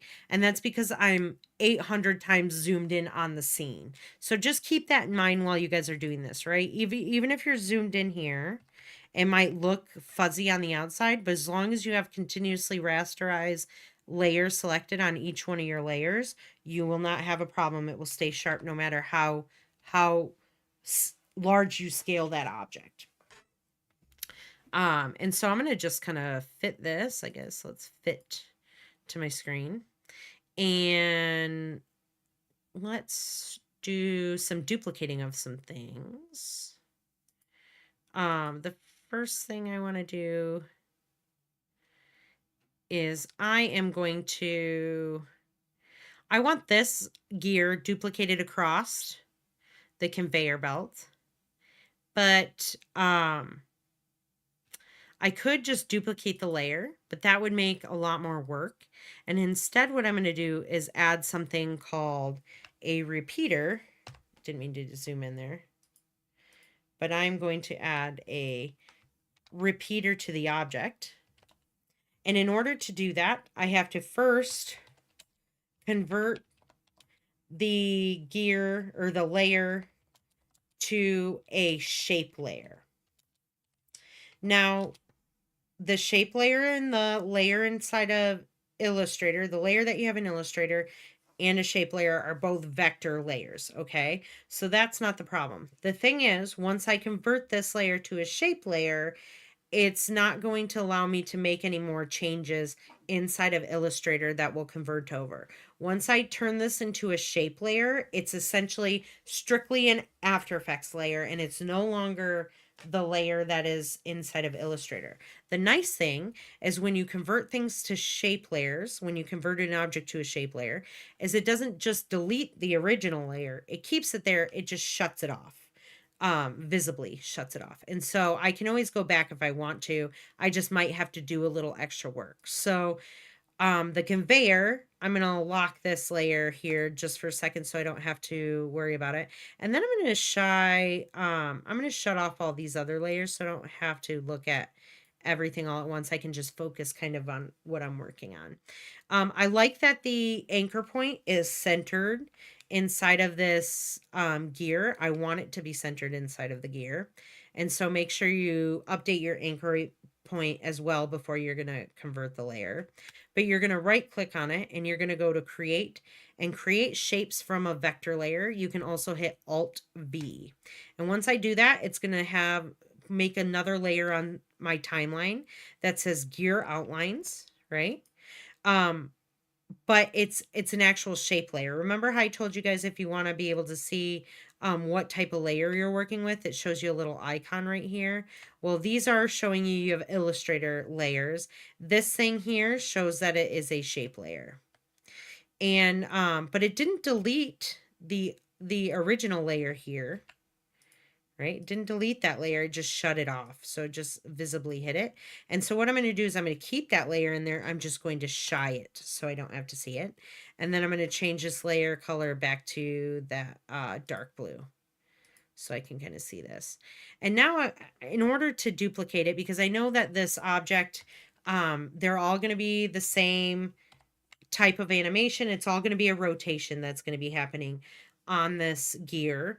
It's not going to be moving up or down or anything like that. And they're all going to be rotating at the same time at the same speed. And so that's the reason I'm going to be creating a repeater on this. And the repeater does exactly what it says, what the name means. It repeats your object. And like I said, you can only do this on shape layers. But I'm going to select this gear outline and I'm going to go to Add and add a repeater. Now this little add button down here allows you to add different animators and different effects essentially to a shape layer. If I were to drop this layer down on the cupcake, you see that this is not there. That is because it doesn't work on Illustrator layers. It only works on these shape layers directly. And so I'm going to go to add and I'm going to hit repeater. And right away, it just makes 3 iterations of it. What I'm going to do is I'm going to close the contents there and actually open it up and go down to the repeater here. Now, these are every single little separate object inside of my illustration. When you open your context, so you're going to see a bunch of little groups here.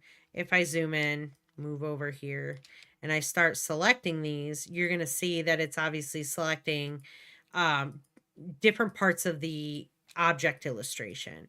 I don't need all of these. I don't need access to all of these because I'm not going to animate them separate. And so I'm just going to select all of those groups and hit Control G to create one single group with all of those little separate ones. So it just makes it look a little cleaner here. And then the repeater will just work on this group. Anything that you add, any of these animation modifiers that you add to your shape layer, anything that is above it will be affected by it. So just remember that order matter counts when it comes to adding other shapes into here, or different groups or different animation modifiers. It layer matters when it comes to here. So if I take this and I bring it up here, it's not going to affect the gears because my repeater is above the actual illustration group. And so I'm going to just drag that back down here and it will affect it. And now I'm going to go into the repeater options, and the repeater has a couple different things here. If I make this bigger and zoom in, the repeater not only has the amount of copies that you can make that you want to be repeated, right? So I want, obviously I'm going to increase that until it goes kind of off the screen. But then you can offset those layers, which I'll kind of show you guys in a minute. And there's this own transform properties that go along with this repeater. So there's two different transform properties here on your layer now. It can kind of get confusing, but just remember to read what this thing says. It says transform property to the repeater itself. And we're going to use these. So I'm going to just drop that menu down so I can see it. And I'm going to make this smaller here. Go down. I want this to, let's fit this to the screen so I can see how many I'm going to need. I'm going to increase the amount of repetitions. It looks like I can do 20 and get away with it being the appropriate amount. I'm sure it'd be like less than that. 18 is one less, so we'll just do 20. That means there's 2 more off screen that we can't see. But any kind of animation that we make to the gear will also animate the repetitions as well. We might have to get smart about how we're doing the animations because of the way the repeater is on. So let's go into, because we don't, right now what's happening is it's using that first object is the essentially main object that the repetitions are coming from. And that one is like the anchor to all of the other objects that it creates. So when I'm rotating it, it's rotating all of them up and around because it's rotating it around that first gear, which I don't want to happen. I want this gear to spin, and I want all of them to spin as well. And so we might actually have to do this a different way. Let me see if I can get it to work with using the repeater. If I go into the group and I go into transform, if I do this rotation, nice, that's how we do it. So like I said, there's different transform properties for different groups of your layer, right? Let me bring this up. This is my layer. Inside my layer, I have my contents. Inside my contents tab is going to be all of the things that create that layer. So any illustrations, any modifiers that you add on, yada yada. The overall layer has a transform property, which is the one at the very bottom. But when I select the contents and I start dropping the menus down, you notice that there's another transform property. Well, that transform property works on all of these separate little groups. Even if I wanted separate, control over these groups singularly, I could go into each little grouped folder and have an additional transform property. So I can make them all animate at different rotation speeds. I'm not going to do that. That would be a lot of work to have to do, but I'm just showing you guys how this can start to get very in depth of when you're adding more inside of your layer, noticing how each thing has a transform property, and each transform property is like your basics, right? It's going to have your anchor point, position, scale. This one adds in your skew and skew axis. I don't ever use the skew, rotation and opacity. So you have the ability to have individual control of every little thing in the object. Now remember, this is just a singular gear. That group right there is just one gear. So I can rename this gear group here. And then I can rename this one gear repeater. And this just helps you guys to quickly look at it at a glance and be like, okay, this is this is that. And so, I want to make sure that it's rotating all of the aspects of my one singular gear by itself. And so I'm going to animate the rotation property of this group right here, the gear group. And so I'm going to go ahead and you can stack the same rotation properties. It gets pretty intense. But this will just be one singular keyframe. And I am going to go here. You can go into rotation, and then you can move over here further down. I'd probably have it rotate one single rotation within 2 seconds. And I'm just going to type in 1 here. And let's see how this goes. Yeah, I like this. I like the timing of that. Now, normally what I would tell you guys to do is ease these keyframes, right? But because we're animating this and it's all going at a constant speed, we're not going to ease these keyframes. There's going to be no easing because it's not stopping, it's not starting, it's just continuously going the entire time it's on the video. And so we want it to go at that same speed. We don't want it to slow down. We don't want it to speed up. We want it to just be consistent, right? This is a mechanical object. It can go the same speed the entire time. Plus, you want it to think, hey, from off screen to on screen, right? From the beginning of the video to the end of the video, if it's continuously rotating at the same speed, our brains are going to connect that even when we're done watching the video, those objects would still be rotating as long as the machine is running, right? I know that we got off a little tangent as far as like rotating or animating right now, but I kind of wanted to show you guys this and how it works. So we're going to get back off the animation train and we're going to go back to updating all of the anchor points. But I just kind of wanted to show you guys really how quickly you can duplicate an object inside of After Effects and how much time that saves you versus having to create the same one over and over and over again, having them all on separate layers, animating each layer separately. I did this in like 2 seconds, right? This saved me a whole bunch of time versus having to have a ton of extra layers and a ton of extra keyframes in my project. I don't have to deal with any of that. But that's the last animation thing we're going to get to today. We want to focus on essentially like rigging the objects up and putting their anchor points in the appropriate place. So the next thing I'm going to turn on is my cupcake. And I want the anchor point of my cupcake to be at the base because this is going to move from the bottom. And so I'm going to hit Y and select that and hold down Shift and move that below. And then I'm going to turn on my control box. So the first thing we're doing obviously is updating the anchor points. Now, this looks great here, but I wanted to extend the base of this so that it's actually touching the floor. So actually, you know what I could do? Let me hit V here.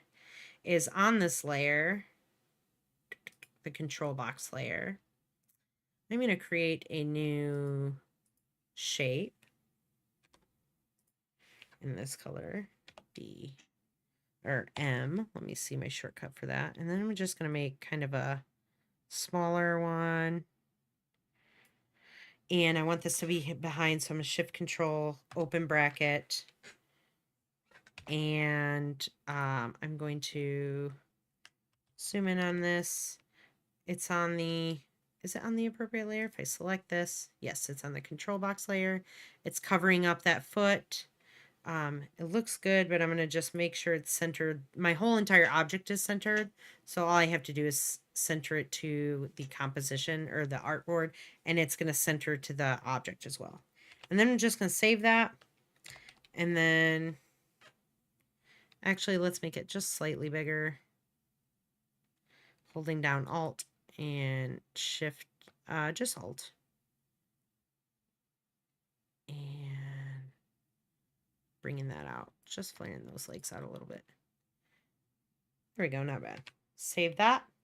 And then when I go into my After Effects file, it should, if I hit Control S, sometimes it won't automatically show up. If that happens, all you have to do is go back into your separate vector layers, the layer that you do, and you just grab that, right click, and reload the footage. And if you reload the footage, it'll update that image for you. But now I can, this isn't really going to move, but I just kind of want to have the anchor point out of the way. So I'm going to hit Y and I'm just going to move this down to the base. So that way, if I do move anything, it moves from the base. The screen isn't going to move. That can be centered. The control window isn't going to move. If I click on that, that can be centered. We're looking at anchor points right now. The buttons. The buttons, these little lever things that I have here, are going to animate. I have a plan to animate these. Right now, they are singular layers, which I don't have access to unless I had put these on their own separate layer, like the button from the background part. I don't have the option to move this little ball around, right? I want that option. And so I am going to right click on both of these and go back to create and create shapes from vector layer. And then I'm going to select these two Illustrator layers and I'm going to shy them so they're not in my way. And then I'm going to take these and change these colors. I think the white will be okay with that so I can just see them a little separately. I'm going to save that. And now when I go into this, into the contents, I have two groups. I have one group here, if I shut it off, which is the ball option, and the other group, which is like the background option. So now if I want to just animate the ball itself, I can either go into this group here and then under the transform and just animate the position here, which I have the option to do. Or there's a different option. You could create them in separate layers inside of Illustrator, right? So I could have one layer that was like the button base and then the other layer that said the button, right? And the one that says button would be the one that we would animate. I like to do it like this, where it was one singular layer with two objects inside of the contents.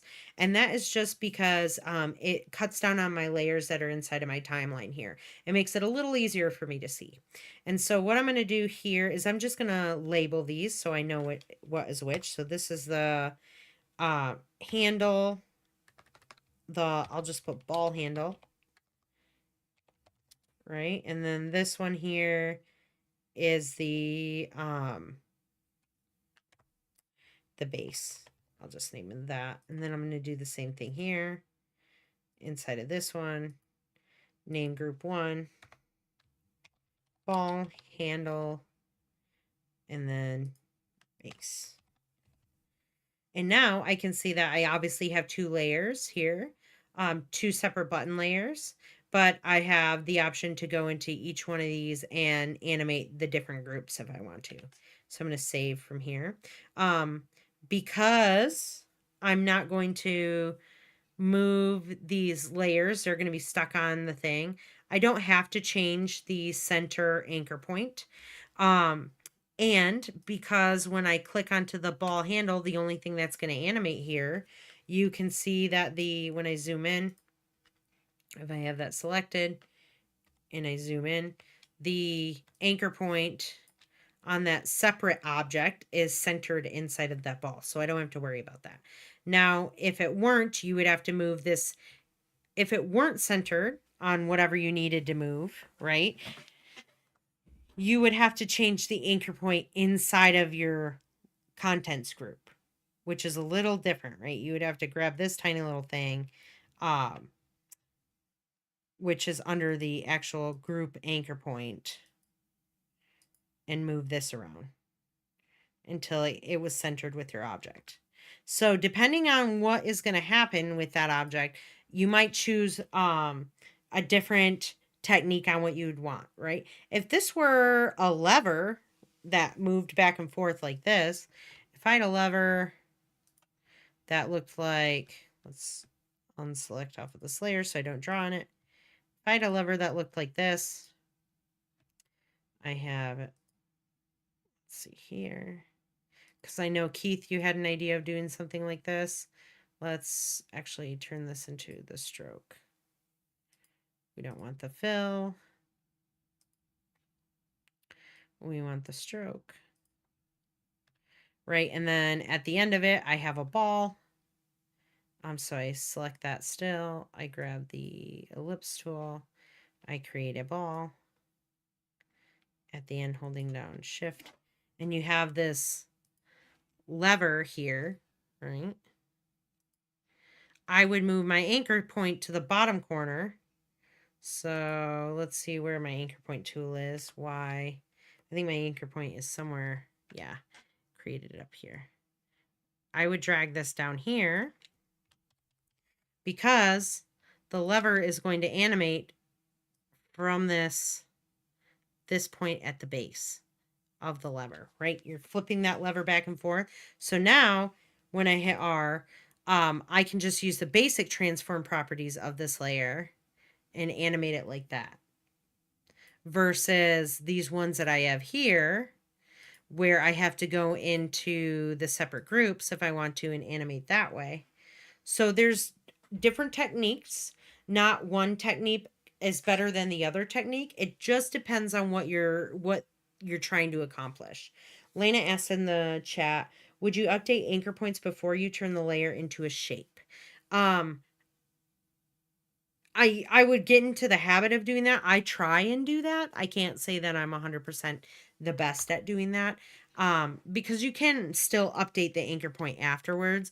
But if you update the anchor point before, then it's just going to auto update it for you when you convert it to a new shape.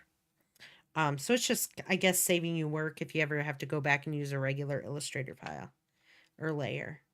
The next one here are these buttons down here, which I'm going to just leave. Let's see. The track is at the top. I don't have to worry about that because that's not going to animate.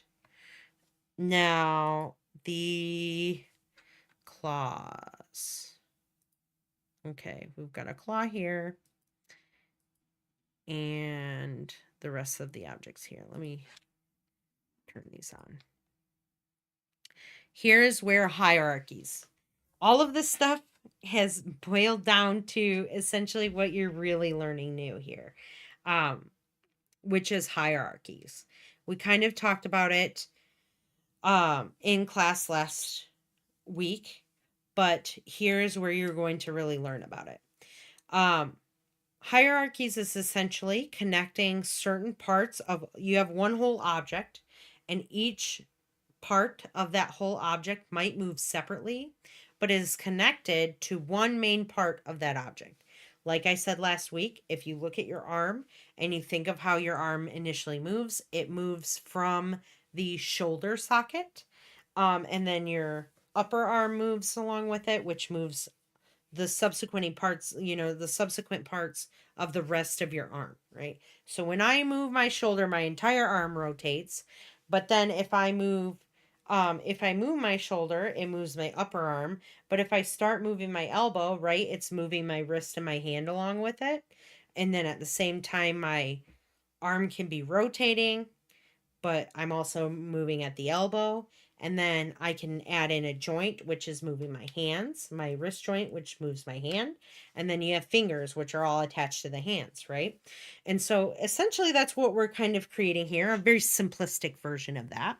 But we want to connect everything together so that the base of the motion comes from the base of the object, which is the bottom part of the robot arm here. And then this is going to act like our upper arm. We have our lower arm, we have our wrist joint here, and then we have our fingers, right? And so we want to, the first thing that you want to do is you want to change where your anchor points are based on where the movement is originating from. If I look here at my arm and I'm doing that rotation again, the main motion from my joint here, my shoulder joint socket, if at my shoulder had an anchor point where my arm was rotating around, my arm's main rotation happens around that socket joint. So that would essentially be the main anchor point, right? And so let's kind of look at this. We're going to take the base of the object here, which is where the main motion comes from, the overarching movement of it. And I'm going to move this up a little bit because I don't necessarily want it centered at the joint of the object here. I want it to be brought up here because this object might move left and right on this track here that I have. And so I kind of want to center this anchor point along this track just in case I decide that I'm going to take this arm base and I'm going to move it not up and down, but left and right. Like if I want to move this entire arm left and right, I'll just move that position right there and it will move from this anchor point. Remember, anchor points motion comes from where the anchor point is. The next section is the upper arm. Now the upper arm, if I start to rotate this, the anchor point is centered and it is rotating from the middle. And that's not what we're looking for, right? This rotation should come from this section right here where this base movement is going to happen. And so I want to drag this anchor point, holding down shift, up to about the center of this circle right here. So now when I go to rotate it, it is going to rotate almost like your arm would do at a shoulder, right? I'm going to undo that. You want to make sure that if you're checking this, that you're undoing the motion so that everything's nice and straight, because having it nice and straight and aligned is going to make it easier with this process, so that when you start rotating things, it doesn't start looking all wonky. Everything's essentially centered, right? And so we've got the upper arm joint, or the anchor point adjusted. But we want to make sure that this upper arm moves along with this arm base, right? Because this is the anchor of the entire object. And so I want to essentially parent the upper arm to the base. I want the upper arm to be a child of the base of the entire robot arm. So the base is the main parent. And remember what I told you guys about parenting, whatever the parent does, the children subsequently follow. And so if I take this little object down here, which is called a pick whip, I can click on that and then drag that to the arm base here. And if I let go, you notice that this little tab here shows arm base. It is showing that my upper arm is linked to my arm base. So now if I move that arm base, it's going to also move my upper arm along with it, which is exactly what I'm looking for. But I can still move this arm like this and then rotate this object like this and have independent control. So the children still have independent control, but they're overall governed by the parent, right? Layers cannot have two. You cannot link them, right, to two different layers. It can only be linked to one layer. So you have to think about that and about how this object moves. Now, because I have this all parented together, if I were to rotate the arm base, it would also rotate that upper arm as well, because it's a child of the base of the object. Yeah. Oh man, I'm so sorry, Lena. Thank you for telling me that. I'm going to shut my camera off. I apologize. Okay. Did you guys still kind of get it, or do you guys want me to go over that really quickly again?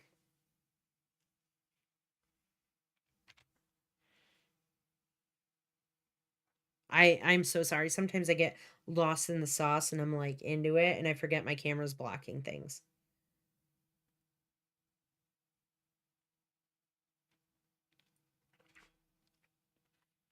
I'm going to move forward because you guys are going to see the rest of it happening, because essentially we're just working in we're working backwards, right? You got it? Okay, cool. So let's do the lower arm, right? So the lower arm, we're going to want it to move from like the elbow joint, right? Which is right about here. How did I make it apparent again? Okay, yeah, let me show you right now. So the lower arm, I moved the anchor point to move from this area. So if I rotate this, it will move from the appropriate socket, right? But I want to make this lower arm a child of the upper arm, because the upper arm is going to determine where the lower arm goes, right? And so I'm going to take the little pick whip here, and I'm going to click and drag it to the upper arm.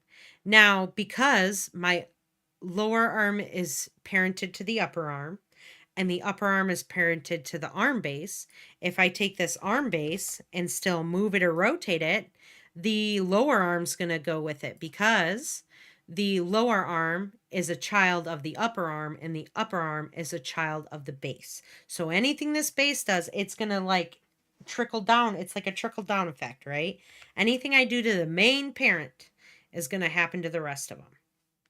Now, if there's another way to do this, is you can select this little list here and you can manually grab something to parent it to as well. But I'm going to just save real quick.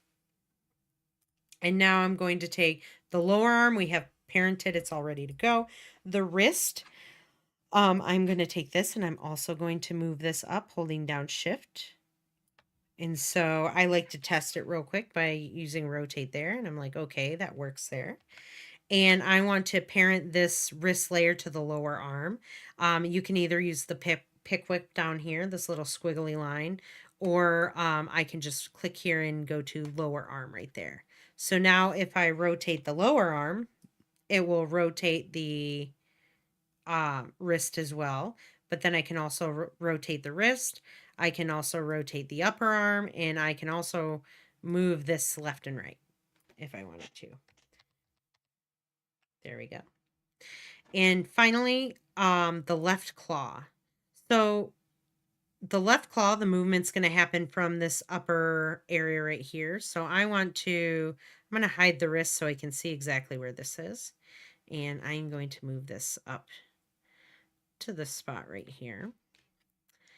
And I only did the left claw because I can duplicate this inside of After Effects and essentially mirror it on the other side. You could have done it either way.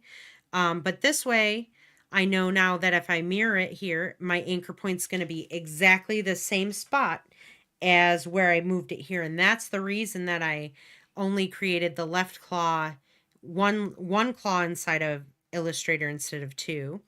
So I move the anchor point, and then I'm going to create the shape, and I'm going to hide this original one here. And notice that it also, I'm going to change this to green again, but it automatically moved the anchor point to the correct spot. And I'm going to duplicate this layer. I'm going to hit Control D, and I'm going to hit Enter here so I can change the name. So I'm going to change it to Right Claw. And a little tip, if you want to learn how to mirror something inside of After Effects, is if you go under the scale and you unlink the scale and you put one of these values in the negatives. So if you make it negative 100, it will, it's going to essentially mirror and flip the object. So in my y-axis, I'm going to hit type in negative 100, and it's going to mirror it directly to the other side. And then I'm going to relock these these transform properties up again. And now, even if I scale it, right, it's still going to scale appropriately. It's just one number is negative and one is positive. Now, if I wanted it to be mirrored the other way, with like from top to bottom, I would type negative 100 in the X value, and you can see that it mirrors it vertically. But that is not what I wanted. So I'm going to type 100 there, negative 100 here. But yeah, the benefit of this is that the anchor points are in the exact same spot. And now if I turn this wrist back on, I can take this one, if I select V, and just move it over holding down shift so that these objects just barely touch. I'm looking for it to, one and too far there, to just barely be touching right there, but at the same level equal. If I hide the wrist right here, it looks like they're in pretty much the exact same spot. And I am going to take both of these, select both of these claw layers, and I'm going to drag the pick whip up to the wrist, and now they are parented to the wrist of the object. So if I rotate the wrist, it's going to rotate that claw, but then each one of these claws have separate rotation properties, right? And so this is what hierarchies is. This is what parenting is. It's essentially connecting layers together so that they move all as one object, right? They're all connected. It's like did you guys ever have those snake toys as kids where you hold the tail and you hold it up in the air and the snake kind of moves on its own, but they're all separate sections? Essentially like that, right? If you think of parenting, it's very similar to that. Now, sometimes if this were an arm, if this were a human's arm, the arm base would be connected to the shoulder or the torso of the human, right? The torso would be connected to your hips because your motion is driven by your hips and where your hips are going. You want to walk somewhere, you point your hips and you start moving that way. So your hips are like your steering wheel, right? And so your torso would be connected to your hips. Your hips would be like the main parent. Your legs, if you thought of your legs, you would have the hip, your thigh joint connected to the hips. The lower leg would be connected by the knee. You would have your ankle, and then you have your foot. If you think of your head, right, your neck would be connected to the torso. Your head would be connected to your neck. And then you would have individual control of like your ears. So your ears would be connected to your head, eyes and face, and all of the features of your face would be connected to your head as well. How do you undo a parenting if you accidentally did it to the wrong object? That's a wonderful question, Lena. I'm so happy you asked that, because I didn't think to tell you guys how to change that. If you accidentally parent it to the wrong object, you can either click on this list and go back to none right there, or you can grab the pick whip and move it back to wherever you needed it to go. So there is an option if your parenting has gone awry fully, you can just select all the layers and go back to none, and it like resets everything, right? And then I can go, okay, I've got all my anchor points set. Oops, I didn't want to do that. I've got all my anchor points set. Now I need to do the rigging part. The base is the main one. Let's move the upper arm to the base. Oop, using the pick whip. The lower arm to the upper arm. The wrist to the lower arm. The right and left claws to the wrist. And we're all set to go. And that's when you can start rotating it. You can see though, if your claw or your arm doesn't start out vertically, where you can automatically kind of set yourself up for failure by not being able to put the anchor point in the direct center line of where you need it to be, right? Because you got to think it needs to evenly rotate. And so you want to make sure that your anchor points are in the appropriate spot right away. So I would maybe take a little bit of extra time with making sure your anchor points are appropriately placed. Now, parenting can also go for things that maybe aren't going to be animated, but in case you do decide to move it, you want it to move with all of the other objects. And so a great one to show you with that is this control center here. I've got the main control center, but I've also got this like window here. I've got a screen, I've got buttons going on, and I don't want those to like accidentally move outside of this whole thing. And so what I'm going to do, right? They don't need to be connected to each other. They just need to be connected to the base control box. And so I'm going to select the buttons here and the window and the screen, and I am going to take all of those and connect them to the control box.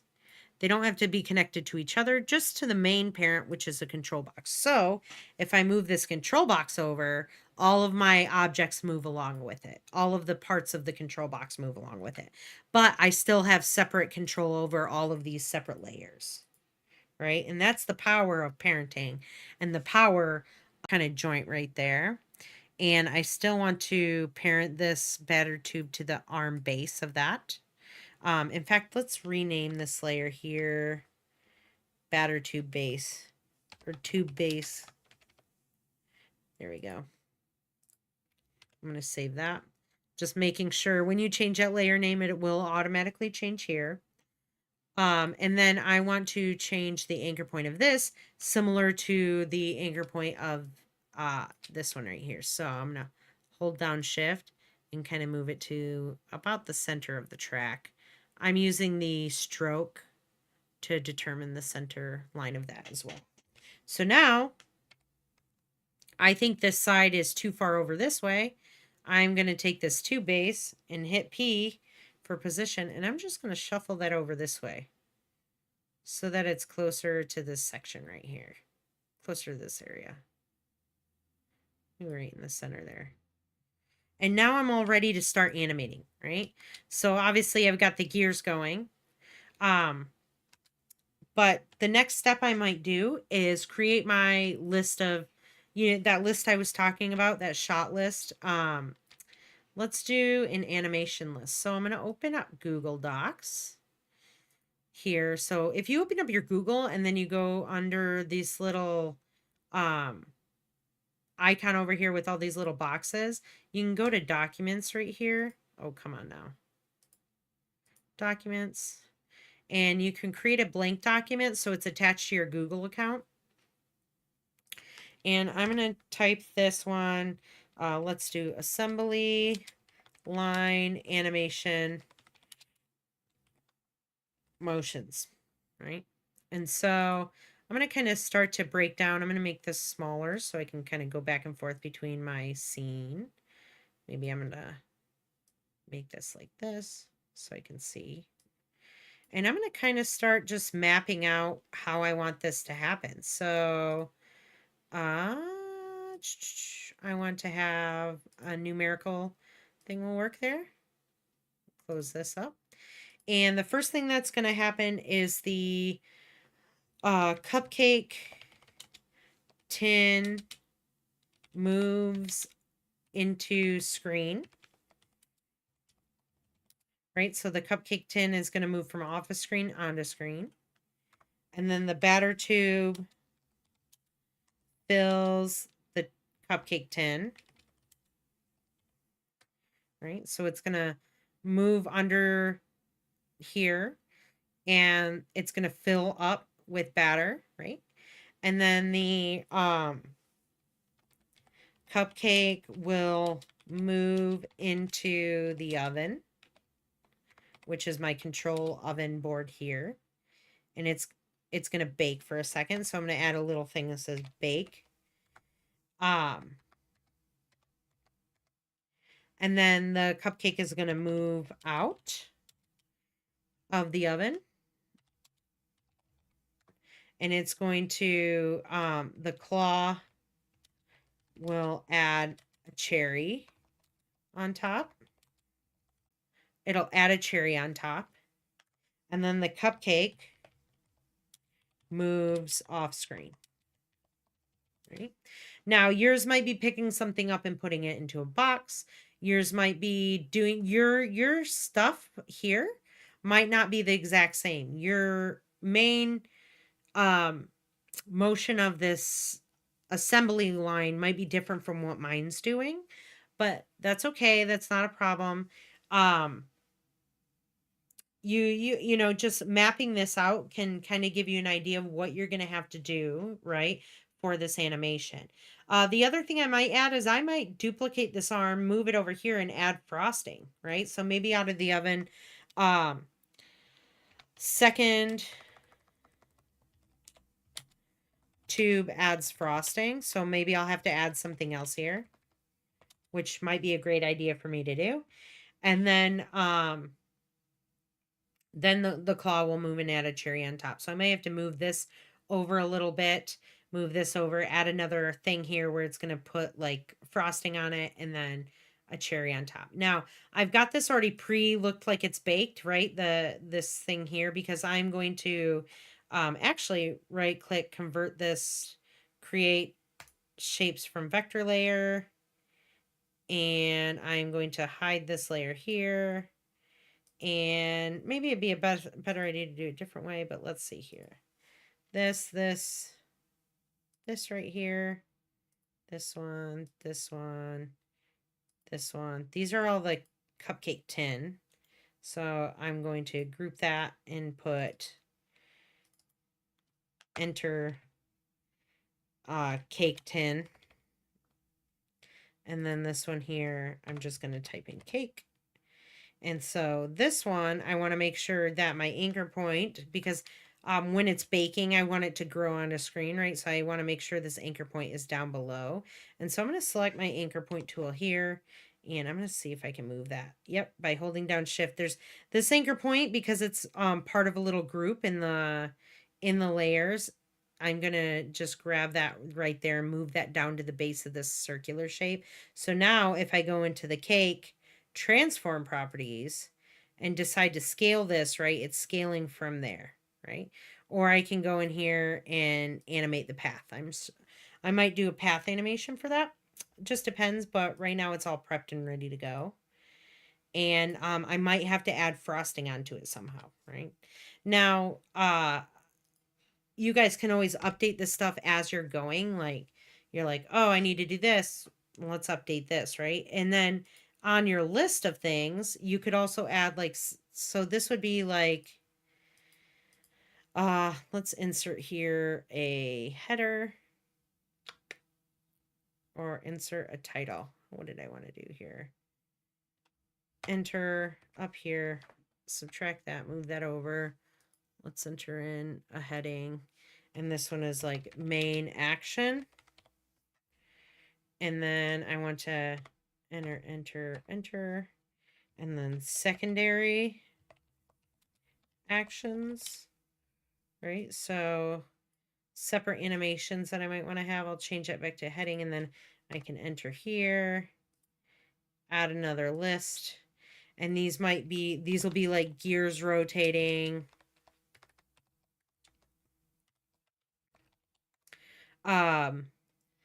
buttons moving, buttons animating. Let's see. I'm gonna create like kind of a squiggly line that happens in between the antennas. Antenna animation, just so I have like a running list of what I'm gonna want to start animating inside of this scene here. And now you guys can kind of start to visualize in your mind how this scene is going to kind of play out, right? And then the cupcakes can move off screen. And then what I can do is once I get all these animations in here, I can start repeating the process so that there can be multiple objects on screen. We might not do that for this one. I might just show you guys how to get the basics of everything, because this is going to be a lot for Thursday. But if we have time, I might duplicate the objects, and then so we can kind of have like a not a seamless loop, but a looping animation. But that's really it for today. Do you guys have any questions right now before we head off, before we're done? Make sure you're saving as you go on here. The biggest thing is like when you create shapes out of these and you're your parenting things to each other, right? The biggest thing I would say is to not work in a destructive manner. What do I mean by that? Don't delete things, just hide them. You deleting originals makes more work for you down the line. It just always ends up happening where you're like, oh shoot, I gotta go like change something back there, you know. And who knows, this color combination might be changed by the time you guys come in next.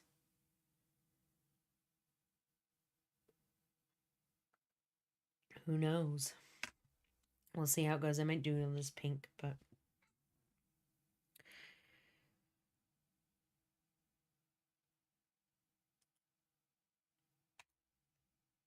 a lot more detailed of a it's a lot more detailed of a scene that we're going to be doing, but it's going to be more fun than just having the robot arm animate and pick up a ball and chuck it.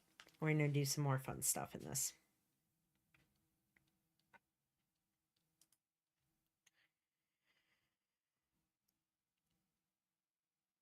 Oh, also, if you're yeah, not a problem.